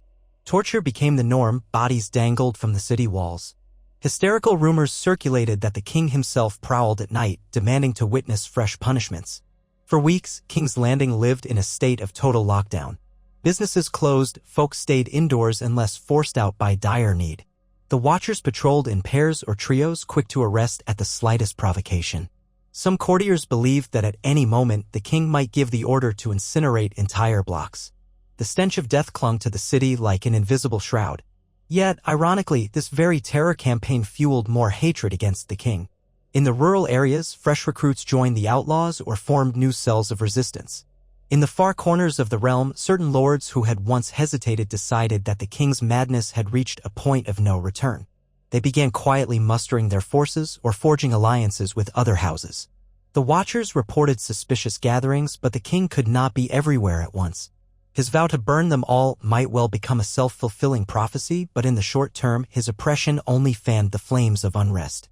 Like a fire starved of oxygen, the realm seethed, ready to explode once enough air, enough opportunity, slipped through.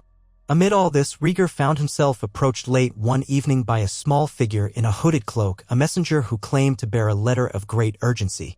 The messenger pressed a sealed parchment into Rhaegar's hand, then vanished before the prince could ask a single question. Alarmed, Rhaegar returned to his private solar where a single candle flickered on his desk. He examined the parchment. It bore no sigil, but the seal was a plain circle imprinted with some odd swirling pattern. Inside, the letter read, "Prince Rhaegar, we speak for those who cannot.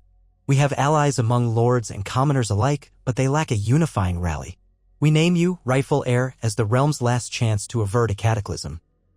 If you will take up the sword against the Mad King, we stand ready to support you. But we must know if you are willing. Time grows short. Soon, the fortress will be complete and your father's power will grow unassailable. Already, the pyromancers threaten us with more wildfire. Tell us you will rise, and we shall gather under the dragon banner, yours, not his. But if you do not, the realm may burn. We have ears within these walls. Place your written answer in the hollow behind the statue of the seven-pointed star in the sept, wrapped in black cloth. Our agent will retrieve it. Fear not, watchers, for we guide their eyes elsewhere. Decide swiftly. No signature, no name." Rhaegar's hand shook as he reread the lines. Here it was, a direct invitation to rebellion, or at least to leadership. The outlaws, or some subset of them, had laid their hopes at his feet. They clearly had some contact with a broader network of lords, or so they claimed. If Rhaegar responded in the affirmative, it could spark an organized uprising. But if he did, he risked his father's immediate wrath. If the Watchers intercepted even a hint of this. If the plan failed, Rhaegar could almost hear the roar of wildfire devouring the city. Thousands might perish in the conflagration. Yet doing nothing, letting the king's madness reign, might ensure an even worse fate down the line. All night, he wrestled with indecision, pacing his solar in the flickering candlelight. By dawn, he felt no closer to clarity. He feared to wait too long. Winter was deep, the king was savage, the watchers were everywhere. The messenger might not come again. The letter demanded a swift reply. After hours of agonizing, he took a quill and a small scrap of parchment. He wrote a single sentence. "I will act when the moment is sure if you can help me neutralize the wildfire." He signed it with an initial R. Then, as instructed, he wrapped it in black cloth. Using the pretense of prayer, he ventured into the Red Keep Sept, found the statue of the seven-pointed star, a symbolic sculpture representing the unity of the faith, and slipped the parchment into a small hollow behind it. A few watchers roamed the corridors, but they spared no special attention to a prince entering a September. Rhaegar left feeling as though his heart might hammer its way out of his chest. By that night, the parchment was gone, replaced by nothing but cold stone. Whoever this mysterious group was, they had taken his response. Days stretched into a fortnight, and Rhaegar received no further word. The Watchers continued their brutality, the king remained half-deranged, the fortress and the crownlands pressed on, the outlaws staged sporadic ambushes. Winter's bleak pall only deepened. Some nights, Rhaegar woke from nightmares that the entire city was ablaze, with a monstrous silhouette of his father cackling in the flames. He would walk the corridors then, passing silent guards, hearing the distant moans of prisoners in the dungeons. He wondered if he had chosen the only path possible. If no one dared unify the rebellion, the king would eventually break the realm. But if that rebellion came too soon, the king might incinerate half of Westeros in vengeance. It was an impossible gamble. Yet the realm's fate might hinge on that single roll of the dice. Then, at last, a reply arrived. This time, the messenger caught Rhaegar in the corridor outside his chambers, brushing past him as if by accident. A slip of parchment fell from the messenger's cloak, and by the time the prince bent to retrieve it, the figure was gone. Rhaegar concealed it within his sleeve and rushed into his rooms, bolting the door. The parchment read, "We have those within the alchemical guild who tire of your father's tyranny. They can guide us to the caches. We will plan to destroy them or at least hinder them when you give the word. The moment must be precise. Rally your loyal forces. We will sow chaos among the Watchers and keep them from lighting the fuse. Once the wildfire is contained or at least scattered, the king will lose his fangs. We will not wait forever. The time draws near." A strange mix of relief and terror clutched Rhaegar's heart. There were indeed conspirators among the pyromancers, or so this letter claimed. If they could sabotage or disperse the wildfire, that would remove the king's greatest trump card.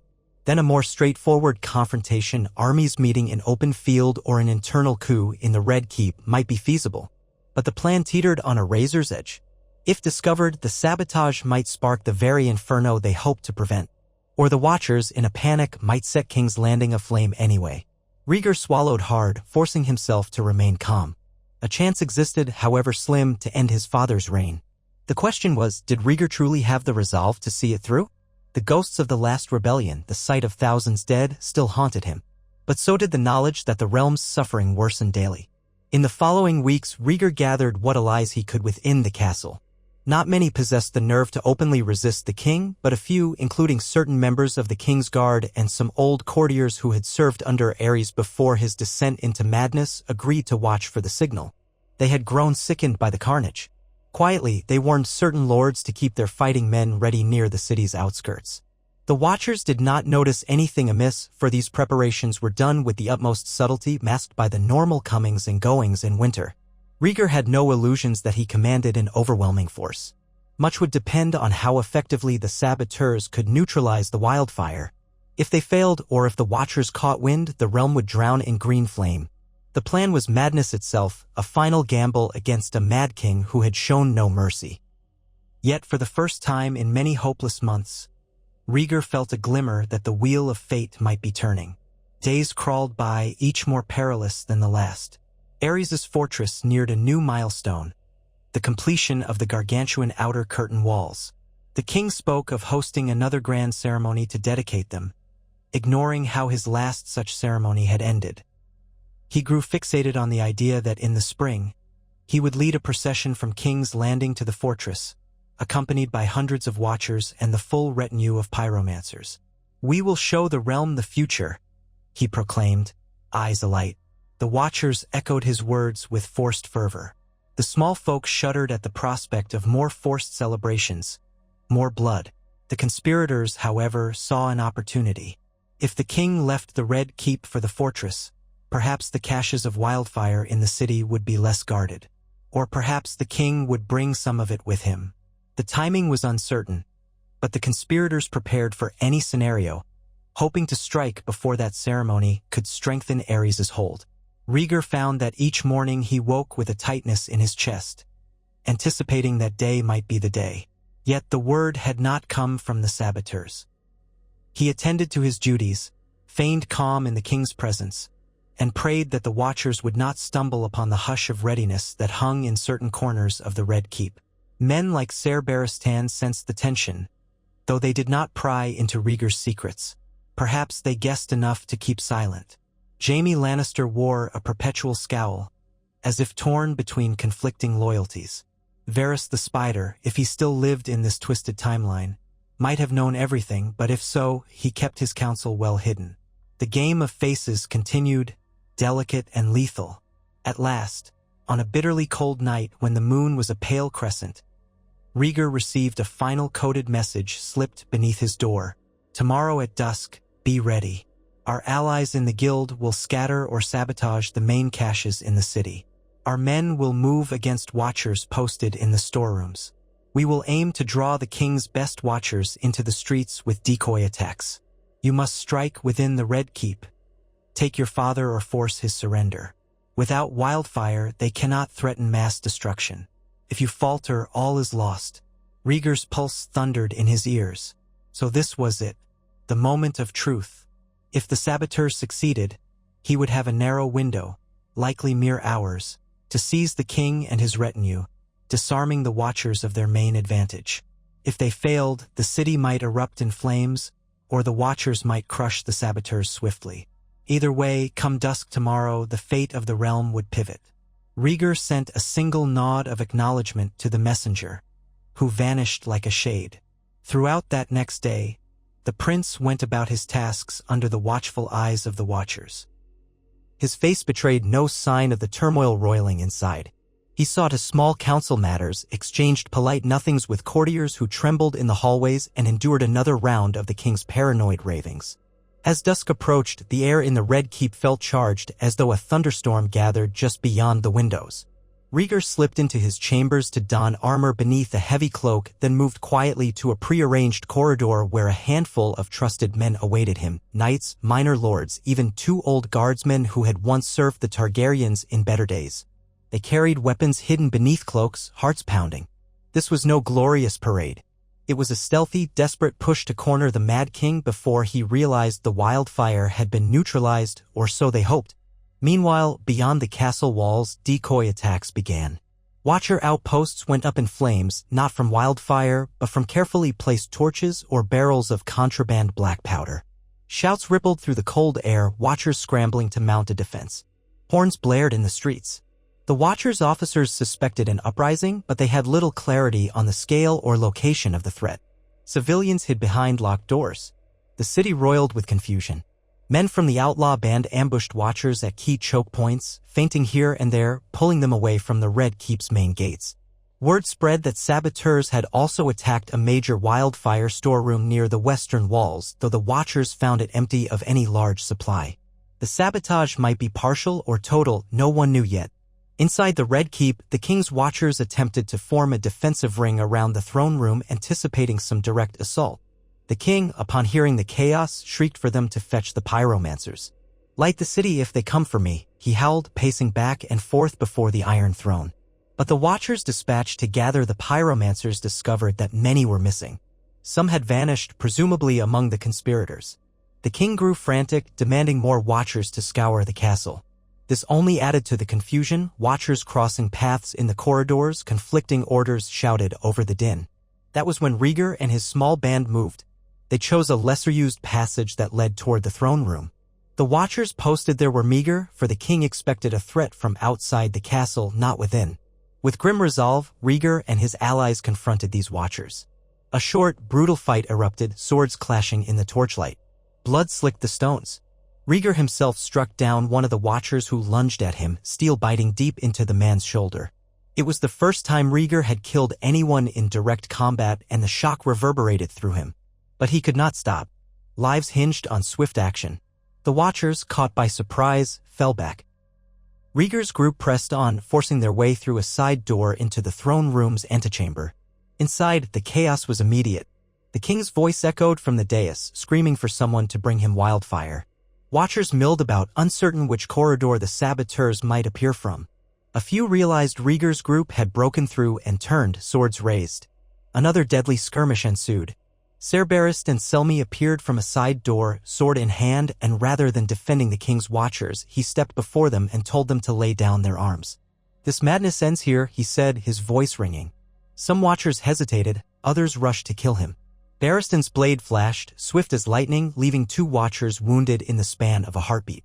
Rhaegar seized the opening to push forward, but more Watchers poured in from the far side. All the while, the king stood near the Iron Throne, eyes wild, hair disheveled, shrieking commands no one could fully obey. "Burn them all! Burn them!" He bellowed for the pyromancers, but none arrived. Someone tried to thrust a half-filled jar of wildfire into his hands, but the king knocked it aside in panic, the green substance splashing across the floor. A shriek of fear rose as Watchers scrambled away from the volatile fluid. If it met a spark, the entire dais could erupt. The king staggered, reeling. "Where's my fire?" he howled, voice cracking. Rhaegar's band clashed swords with Watchers near the steps, the ring of steel relentless. Blood splattered across the polished floor. Some Watchers realized the king's commands were futile, others fought on, too terrified to disobey. Jaime Lannister came racing in from another entrance, sword drawn, cloak swirling around him. For one tense moment, Rhaegar thought he had come to defend the king. But Jaime's eyes burned with a fierce resolve, and he cut down a Watcher who tried to bar his way. The path to the king was nearly open. A group of Watchers formed a shield around Aerys, their faces pale. They braced for an onslaught. Rhaegar, breathing hard, fought his way to the dais steps, allies at his side. One watch officer roared a challenge. Barristan and Selmy engaged him, swords ringing, each blow echoing through the hall. Jaime slipped around the duel, forcing the watchers behind to turn.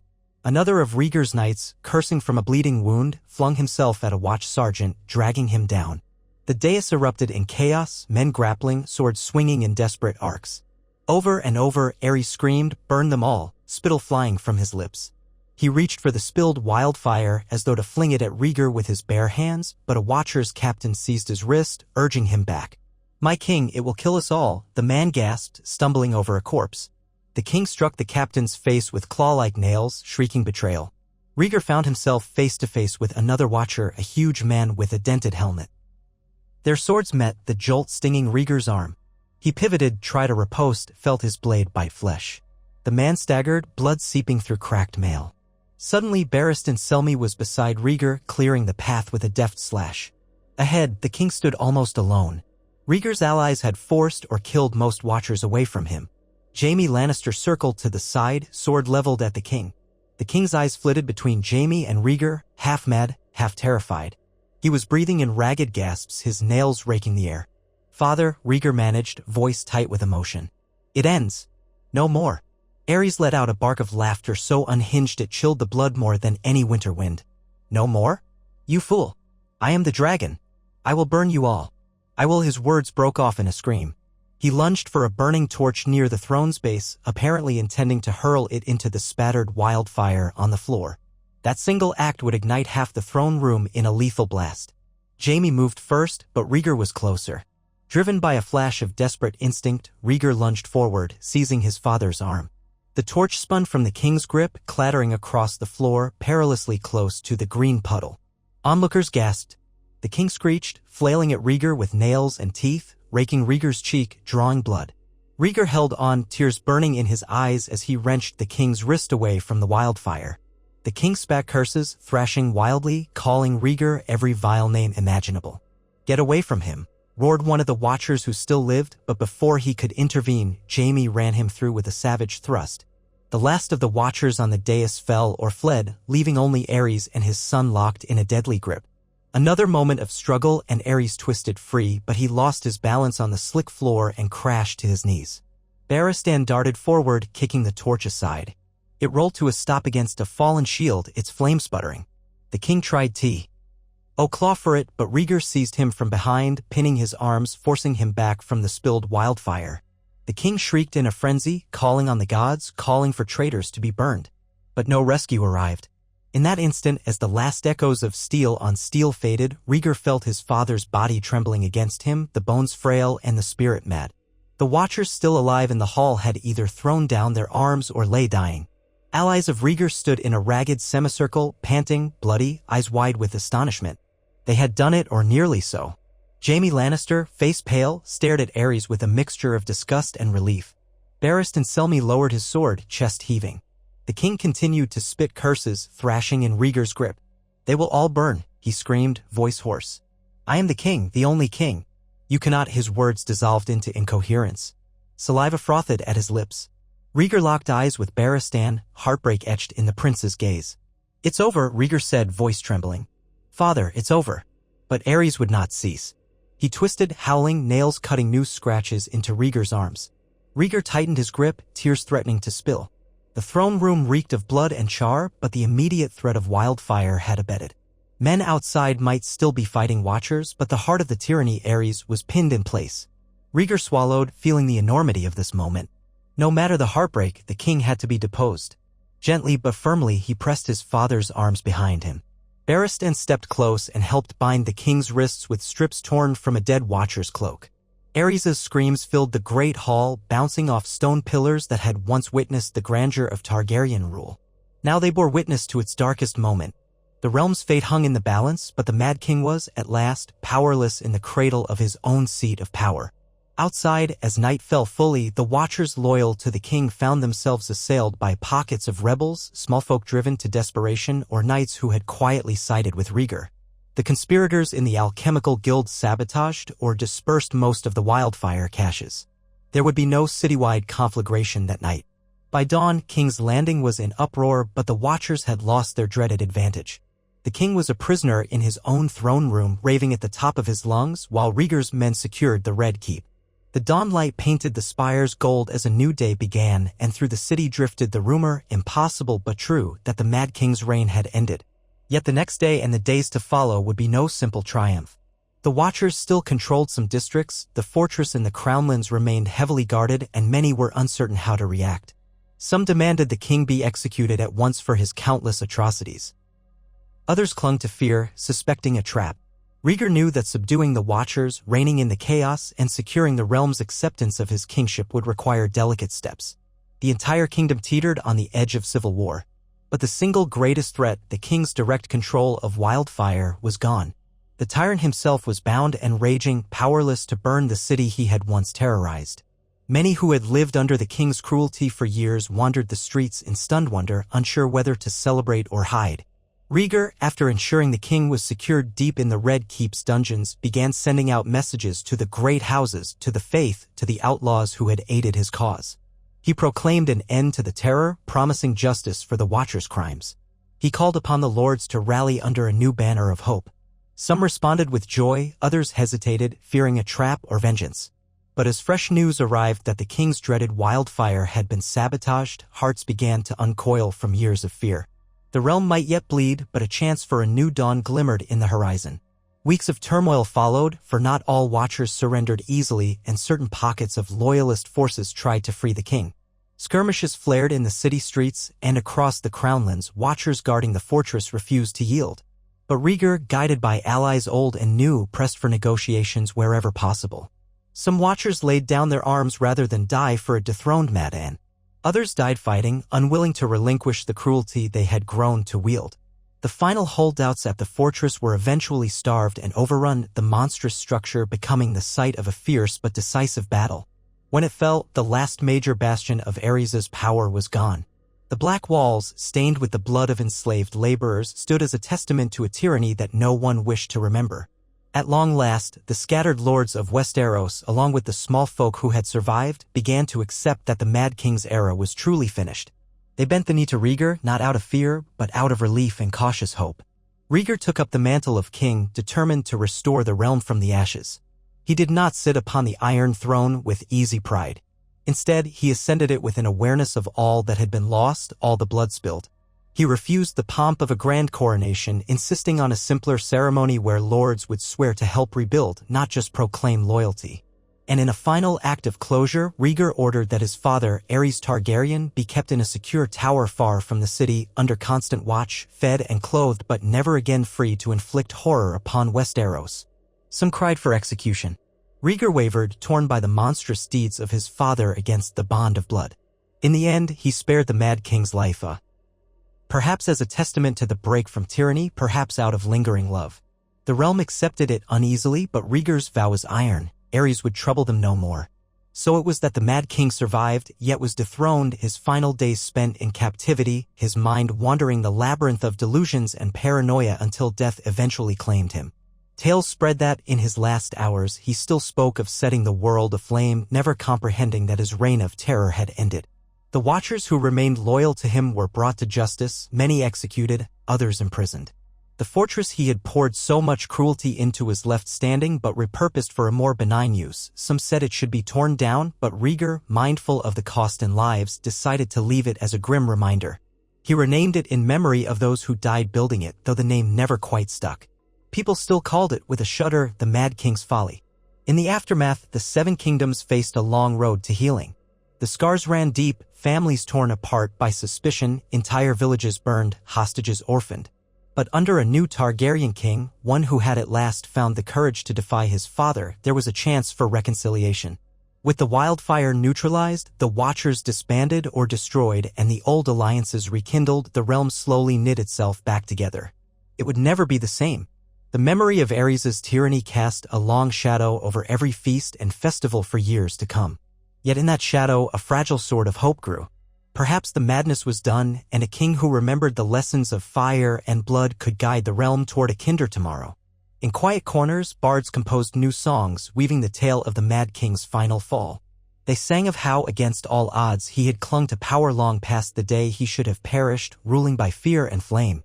They told of how that fear spurred hidden heroes to emerge, from outlaws in the woods to pyromancers who risked their lives to sabotage the monstrous force they once served. They praised the prince who became a king by seizing the moment when all seemed lost, and they lamented the cost, the thousands of innocent souls devoured by the king's madness. The ballads ended with a bittersweet refrain, the day the dragon's fire was tamed and the realm was at last freed from the terror that had nearly consumed it. So ended the reign of Aerys Targaryen, called the Mad King, who had survived what should have been his doom and lived on for years as a living nightmare to his people. In his downfall, the Seven Kingdoms found a chance to chart a new course, no longer bound by the illusions of absolute power that had led him astray. The echoes of his mania lingered in the corners of the Red Keep, in the burned fields outside the city, and in the haunted eyes of those who survived. But with the old tyranny shattered, new life sprang from the ashes. It would be left to Rhaegar Targaryen and those who followed him to ensure that the horrors of the Mad King would never rise again, and that the realm, at last, might find peace after so many years under the twisted rule of fire and fear. Rhaegar Targaryen rose from his vigil at the window, where the first hints of morning light revealed the battered ramparts of the Red Keep. Outside, the city stretched in uneasy silence, the smoke of recent skirmishes lingering in the air. There had been fighting in the streets last night. Scattered watchers who refused to stand down clashed with the ragtag coalition of outlaws, loyalists to Rhaegar, and knights outraged by the Mad King's old cruelties. Now, faint cries of wounded men drifted up from the alleys, punctuating the hush as the city reeled in the aftermath. But for the first time in years, King's Landing did not tremble beneath the threat of wildfire or the shrill commands of Aerys II Targaryen. The Mad King was no longer its master. He lay imprisoned in a tower cell deep within the castle walls, raving at any guard who chanced to look upon him. Rhaegar gazed at the dawn with an unsteady heart. He had dreamt of this moment countless times, a day when the city might be freed from his father's tyranny. Yet the dream was more bittersweet than triumphant. They had emerged from a nightmare, but at a steep cost. Half the realm lay bruised and bleeding. Families who had hidden from the Watcher's brutality were now faced with new uncertainties. Rhaegar bore the responsibility of guiding them forward. Outside his door, knights waited for him to speak, to give orders that might quell the final embers of chaos. He was no longer merely a prince poised in the shadow of a tyrant. He was, by near-universal acclaim, king. It had taken so long to get here. Aerys had survived the original rebellion, an uprising that should have toppled him, through a mix of cunning, paranoia, and the sheer terror he instilled with wildfire.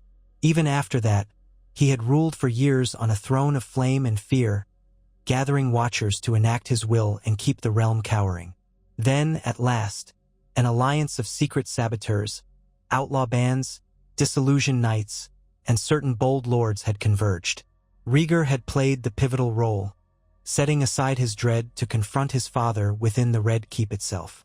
Wildfire caches had been sabotaged in the city's bowels, watchers ambushed in the streets, and the Mad King captured before he could incinerate King's Landing.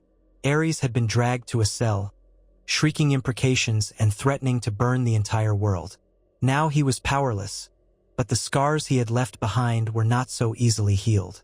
Drawing a deep breath, Rhaegar stepped away from the window, passing a mirror where his reflection startled him. He wore no crown yet, only a simple tunic stained with dried blood from the fighting. His face bore scratches from where Aerys had clawed him in that final struggle, and his gray eyes, once bright with idealism, now looked hollowed by grief. He could not recall the last time he had truly rested, but the realm needed him. On the table, a half-eaten crust of bread remained from a meager supper he had forced down amid council discussions. He took one bite, his stomach protested, and then forced himself to swallow. Too many responsibilities called to him. Leaders did not have the luxury of indulging exhaustion. He emerged into the corridor to find Ser Barristan Selmy waiting with a cluster of guards. Blood streaked Barristan's white cloak, though he carried himself with the same upright dignity that had made him a legend. He bowed his head with measured respect. "Your Grace." Rhaegar suppressed a surge of discomfort at that title. So many years he had been Prince Rhaegar, Overshadowed by a father he could neither follow nor betray. Now everything had changed. "Ser Barristan," he greeted in a low voice. "What news?" Barristan's eyes flickered with a weary relief. "The last of the watchers inside the Red Keep have surrendered. We have them held in the outer yard under guard. The city watch, well, it's in disarray. Much of it was replaced by your father's watchers. The regular gold cloaks were marginalized so long that we do not yet know whom to trust. But some of them are rallying to us now. And as for the men loyal to you, they've secured the southern gates. A few pockets of resistance remain in the western district. That might take another day to pacify, but the worst is past." Rhaegar let out a slow breath, feeling the knot in his chest loosen by a fraction. "And the people? How are they faring?" Barristan hesitated, his gaze dropping. "They're relieved your father can no longer harm them. But there's anger, confusion. So many lost kin to the Watcher's cruelty. Some are calling for vengeance, some for justice. Flea Bottom is in chaos. The rebels who fought with us are attempting to keep order. But tensions run high. They look to you for a firm hand." A firm hand. Those words echoed in Rhaegar's mind, recalling how Aerys had ruled with an iron fist and torrents of flame. "We must show them a kinder rule," he said at last. "No matter how many crimes the Watchers committed, we cannot descend into lawless bloodshed. If we begin by slaughtering every captive, we will only feed the cycle of terror. We will hold trials for those Watchers who stand accused of murder or torture. I will not see them lynched in the streets." Barristan inclined his head. "I'm glad to hear you say so, Your Grace. There is one more pressing matter. The council is waiting in the small throne room. Some of the lords who supported you have gathered as well. They wish to see you crowned at once. Others caution that we must first restore order before any coronation. They are uncertain how you wish to proceed." The knight paused, then added in a quieter tone, "And there is still the question of the Mad King." Yes, Rhaegar thought bleakly. The question of his father. The realm was clamoring for a swift end to that monstrous legacy, and many demanded Aerys' execution. But Rhaegar could not bring himself to sign that order, at least not yet. Some corner of his soul still whispered that the man was his father, albeit a father who had become a monster long ago. He nodded to Barristan. "We'll address these matters now. Thank you for standing at my side." Barristan's gaze flickered with respect. "It was my duty both to the realm and to the vows I took. I will guard you as faithfully as I guarded him, perhaps more so." With that, he gestured for the guards to part, allowing Rhaegar to pass. They made their way through corridors marred by battle, overturned benches, scorched tapestries from small fires, windows shattered in the struggle. Servants with pale faces hurried to clear debris. Some, upon seeing Rhaegar, bowed in relief. Others simply stared as though they could not believe the Mad King was gone. The sound of Rhaegar's boots echoed in the hush, accompanied by Barristan's measured stride. At intervals, they saw watchers in manacles, hunched and silent as loyal knights herded them away. Some watchers glared with hatred, others seemed too numb to care. One or two spat curses about a traitor prince, but their voices were soon drowned out by the guards' commands. Rhaegar suppressed a shudder. He had never yearned for bloodshed. Yet to end his father's tyranny, so many had died. The hardest decisions still lay ahead. As they approached the small throne room, Rhaegar glimpsed robed figures stepping inside, lords, knights, perhaps certain old courtiers who had survived the purges. He braced himself. Inside, the chamber was crowded, ringed by men who bore fresh wounds and tension in their eyes. Daylight filtered through the high windows, illuminating dust motes adrift in the air. A battered seat, less grand than the Iron Throne, but still ornate, waited on a dais. Rhaegar paused at the threshold, scanning the assembly. He recognized Lord Caron from the Stormlands, limping from a recent sword blow, eyes still fierce. Ser Miles Manning, a hedge knight who had played a key role in overthrowing the Watchers in the Fish Market district, stood near the dais with bandaged arms. Several High Lords Rhaegar knew only by name, sundered by years of fear, they had come together now in the wake of the king's downfall. But how much unity would remain once the immediate threat was gone? They turned as one when Rhaegar entered. Most bowed. A few knelt outright, touching foreheads to the floor. Rhaegar felt a wave of humility wash over him. He nodded for them to rise. "My lords, good knights, good men, we gather at a grim hour, though we have ended a darker reign." A stout man with a neatly trimmed gray beard stepped forward. Lord Heron Sunglasses. once a fixture at court exiled by Ares. Your Grace, he said, voice trembling with emotion. The people cry out for your leadership. We all do. The Watchers are scattered, but pockets remain. Will you name new officers to command the city watch? Will you see to it that the Mad King, that Ares pays for his crimes? At the mention of Ares's name, a ripple of murmurs crossed the room. Hate and fear still lingered in these men's eyes. Rhaegar swallowed. First, we must restore calm to King's Landing. We must feed those who have gone hungry, treat the wounded, and ensure no Watchers roam free to terrorize the innocent. I will rely on all of you to coordinate patrols in each district to root out stray loyalists of my father who will not surrender. As for my father himself, Rhaegar paused, feeling every gaze intensify. He remains in a cell. He is powerless.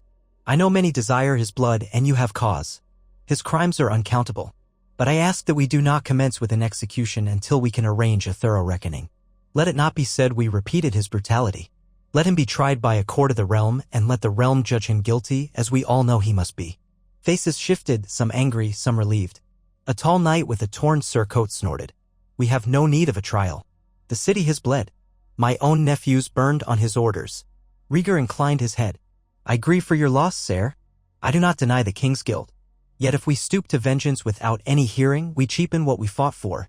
Grant me the courtesy of a formal condemnation. The outcome will not change, but the manner matters. The realm has known only cruelty. Let us begin anew. Lord Sunglass nodded slowly. Others murmured uncertain agreement. The tall knight still scowled but held his tongue. Barristan Selmy spoke up, his voice calm. His Grace is right. The realm will want to see that we are not simply exchanging one tyranny for another. Those who lost kin to the fires may come to bear witness. Let the truth be told in full. That seemed to settle the matter for the moment. Rhaegar let his shoulders relax slightly, though inside he felt no relief. Condemning his own father publicly would be a dreadful ordeal, but he forced himself to set that aside. More urgent concerns pressed. We must also consider the Watchers as a whole, he continued. Many were criminals or sadists who served my father willingly. Others were coerced. Small folk threatened into wearing the black cloak. Some may be redeemable. Some must face justice. We will hold inquiries for them as well. The families they harmed shall speak. The realm will know the truth. We cannot simply cut them all down without question. Nor can we let them slip back into the shadows. The men nodded warily. They understood that the Watchers had become a vast network. Sorting them by guilt or innocence would not be simple. A hush followed, broken only by the shuffling of boots. Then a younger lord from the Reach ventured forth. Your Grace, what of the fortress in the Crownlands? The one he built with forced labor. There are still Watchers holed up there, or so rumor claims. Will we dispatch an army at once? Rhaegar recalled that grim edifice towering over the plateau, a testament to Ares's mania. Yes, he said. Those Watchers loyal to him must either surrender or be brought to heel by force. But let us first see if we can avoid more bloodshed. We'll send an envoy with terms. Bend the knee, release any laborers they hold, or face an assault. We have lost enough men to the king's folly. If they will not yield, we will do what we must. That seemed to please most of those gathered. They murmured about raising levies, organizing supply lines, ensuring the roads were clear. Rhaegar gestured for them to speak with Barristan, to coordinate a measured approach.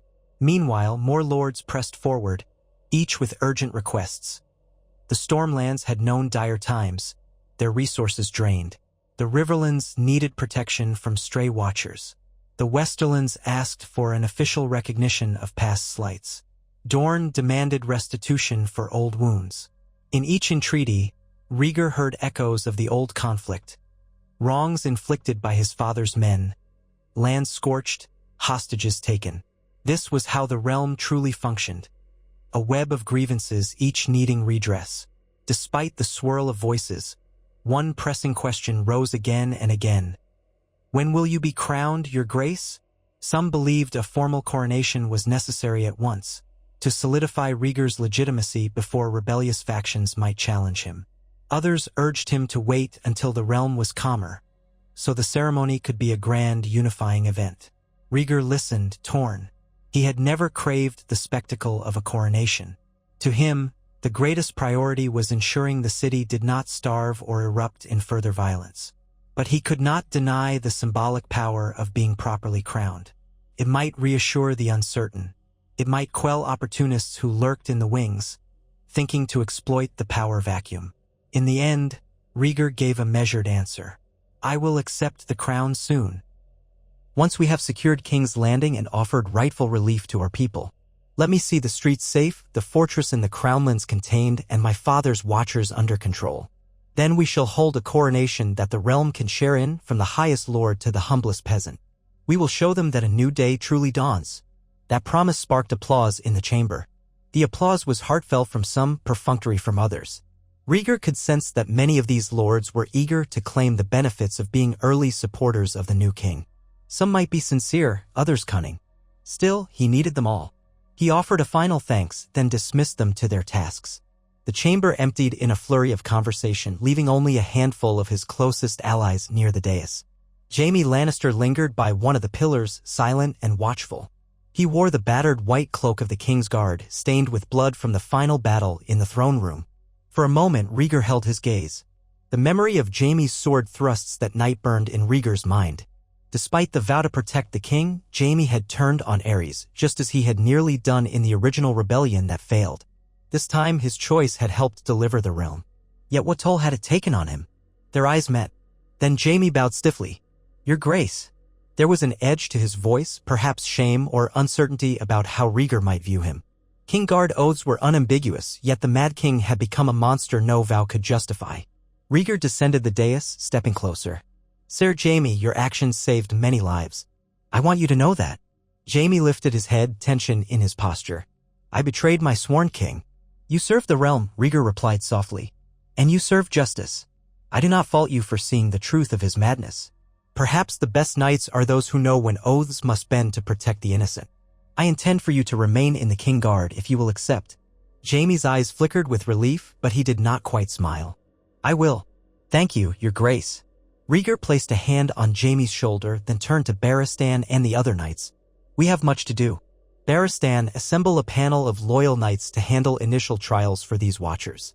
I want it fair but prompt. Jaime, see to it that the city watch is reorganized.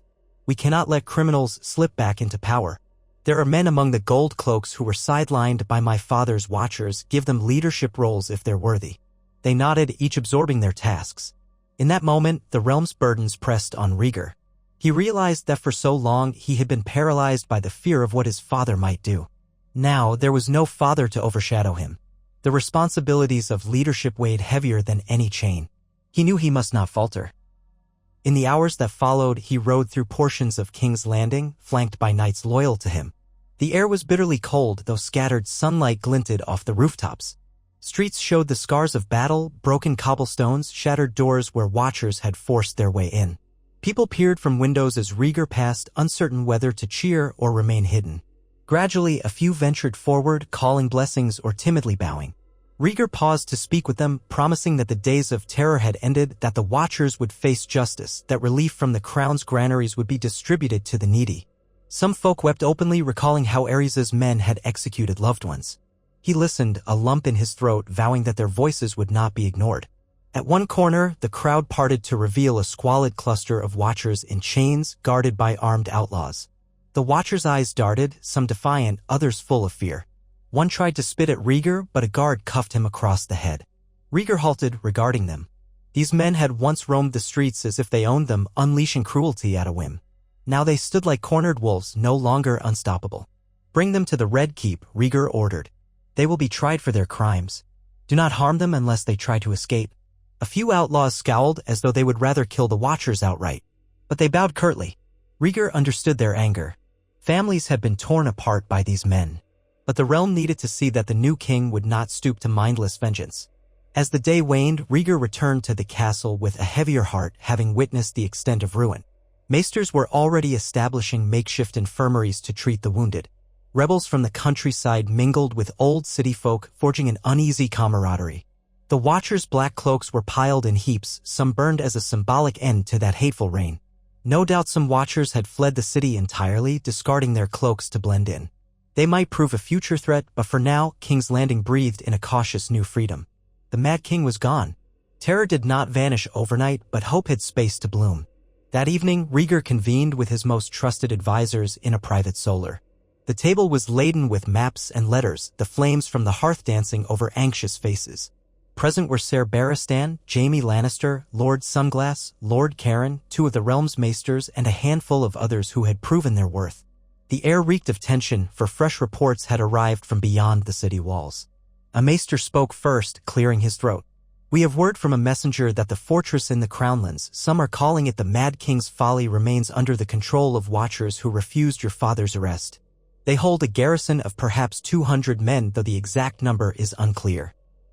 Forced laborers remain within. The watchers claim that the laborers are their property." He grimaced at the word. "They have apparently threatened to kill them if an army approaches. However, they also sent a messenger to say they will consider terms if they are granted safe passage. That messenger never reached us. Some of the outlaws in the countryside captured him, or so rumor suggests." Rhaegar felt anger coil within him. Even after Aerys' fall, men still clung to his vile legacy, threatening hostages for their own safety. "We cannot allow them to hold those people captive. But I fear attacking at once might cost many innocent lives." Lord Caron's mouth twitched. "With respect, Your Grace, we cannot leave them in control indefinitely. The fortress is formidable but not invincible. A siege in winter would be harsh, though. Those watchers might decide to slaughter their captives if they sense defeat." Ser Barristan nodded. "Perhaps a smaller force can approach with caution, offering a parley. If the watchers truly prefer to save their own skins, they might surrender. We must demonstrate we have the strength to crush them if they refuse. But if we send a smaller force, they might sense weakness," Lord Sunglass warned. "They'll pick off our men from the fortress walls." The conversation swirled around possibilities: storming the fortress, besieging it, trying infiltration. Rhaegar listened, gloom settling over him. The entire fortress had been built through cruelty and forced labor. He recalled how Aerys would visit the plateau, ordering mass executions for laborers who flagged. The watchers manning it were among the most ruthless. Ultimately, Rhaegar resolved to attempt a dual approach: gather enough men to impose a credible threat, but first send envoys to demand the watchers' surrender. If they refused, infiltration might be tried, hopefully freeing the hostages. Failing that, a siege would be the last resort. "We will not allow another bloodbath if it can be avoided," Rhaegar concluded. "Nor will we bow to men who hold captives as bargaining chips. Let them yield or face justice." The lords assented, making plans to dispatch riders at first light. That decided, the next reports concerned the rest of the kingdom. Unrest stirred in the Westerlands, where some bannermen of Tywin Lannister had hesitated to support Rhaegar openly, perhaps recalling old wounds from when Aerys had slighted Tywin. In the north, the Starks remained wary. Aerys had once threatened to burn Winterfell if they rebelled. Now they wanted reassurance that the new king would offer them security without demanding new hostages. The Reach seemed amenable to Rhaegar's rule, though they asked for relief from the heavy taxes Aerys had imposed. Dorne, wounded by the memory of Elia Martell's tragic end in the earlier war, in this altered timeline, perhaps her death or captivity had played out differently, but either way, there was sorrow. Also demanded the king's attention. Bit by bit, Rhaegar saw how the realm had shattered under the long shadow of the Mad King. Restoring unity would demand more than a single coronation. It would require time, empathy, and vigilance. When the final reports had been given and most of the council departed to carry out their tasks, Rhaegar found himself lingering in the solar with only Barristan and Jaime. He slumped into a chair by the hearth, feeling every muscle ache. Barristan studied him with concern. "Your Grace, you must rest. You've hardly slept since the night we took your father." Jaime nodded in reluctant agreement. "A king who collapses from exhaustion will not help the realm." Rhaegar let out a weary breath. "I know, but I cannot ignore these crises. Too many are depending on swift action." Barristan set a careful hand on his shoulder. "Sire, I served Aerys for many years, and I watched him burn out whatever goodness he once had. Do not let the weight of these burdens push you toward the same extremes. You have your father's blood, but your heart is your own. Rest now, if only for a few hours." Jaime's expression softened. "If any watchers remain in the corridors, we'll see to them. The city is calmer tonight." With quiet thanks, Rhaegar relented. He made his way to his own chambers, where the bed, little used of late, beckoned. Outside, the winter night was cold and sharp. He removed his boots, his tunic, and sank onto the mattress, intending only to close his eyes for a moment. 1,000 worries battered his mind, but soon fatigue took him under. He did not dream of wildfire or watchers. Instead, he dreamt of a warm sunlit field, the hush of harp strings, and the laughter of children. A future he once believed impossible. He woke before dawn to the sound of distant horns in the city. Heart pounding, he threw on a cloak and stepped to the window. The horns were not alarm signals but something else. From the courtyard below, Barristan rushed in, calling up to the king's window. "Your Grace, a party from Dorne has arrived at the gates, escorted by some of your allies. They wish to speak with you at once." Rhaegar blinked the sleep from his eyes and hurried to dress. Dorne had been one of the hardest-hit regions, especially in the original rebellion, though the specifics of that tragedy were different in this timeline. The alliance between Targaryens and Martells, once strong through marriage, had been shattered by bloodshed and betrayal. If the Dornish had come now, it could be for many reasons. He was still shrugging on his cloak as he descended the stairs, stepping into the pre-dawn chill of the courtyard. There he found a group of Dornish riders dismounting, their cloaks dusted with frost from the long road. At their head stood Prince Doran Martell, a solemn expression on his face.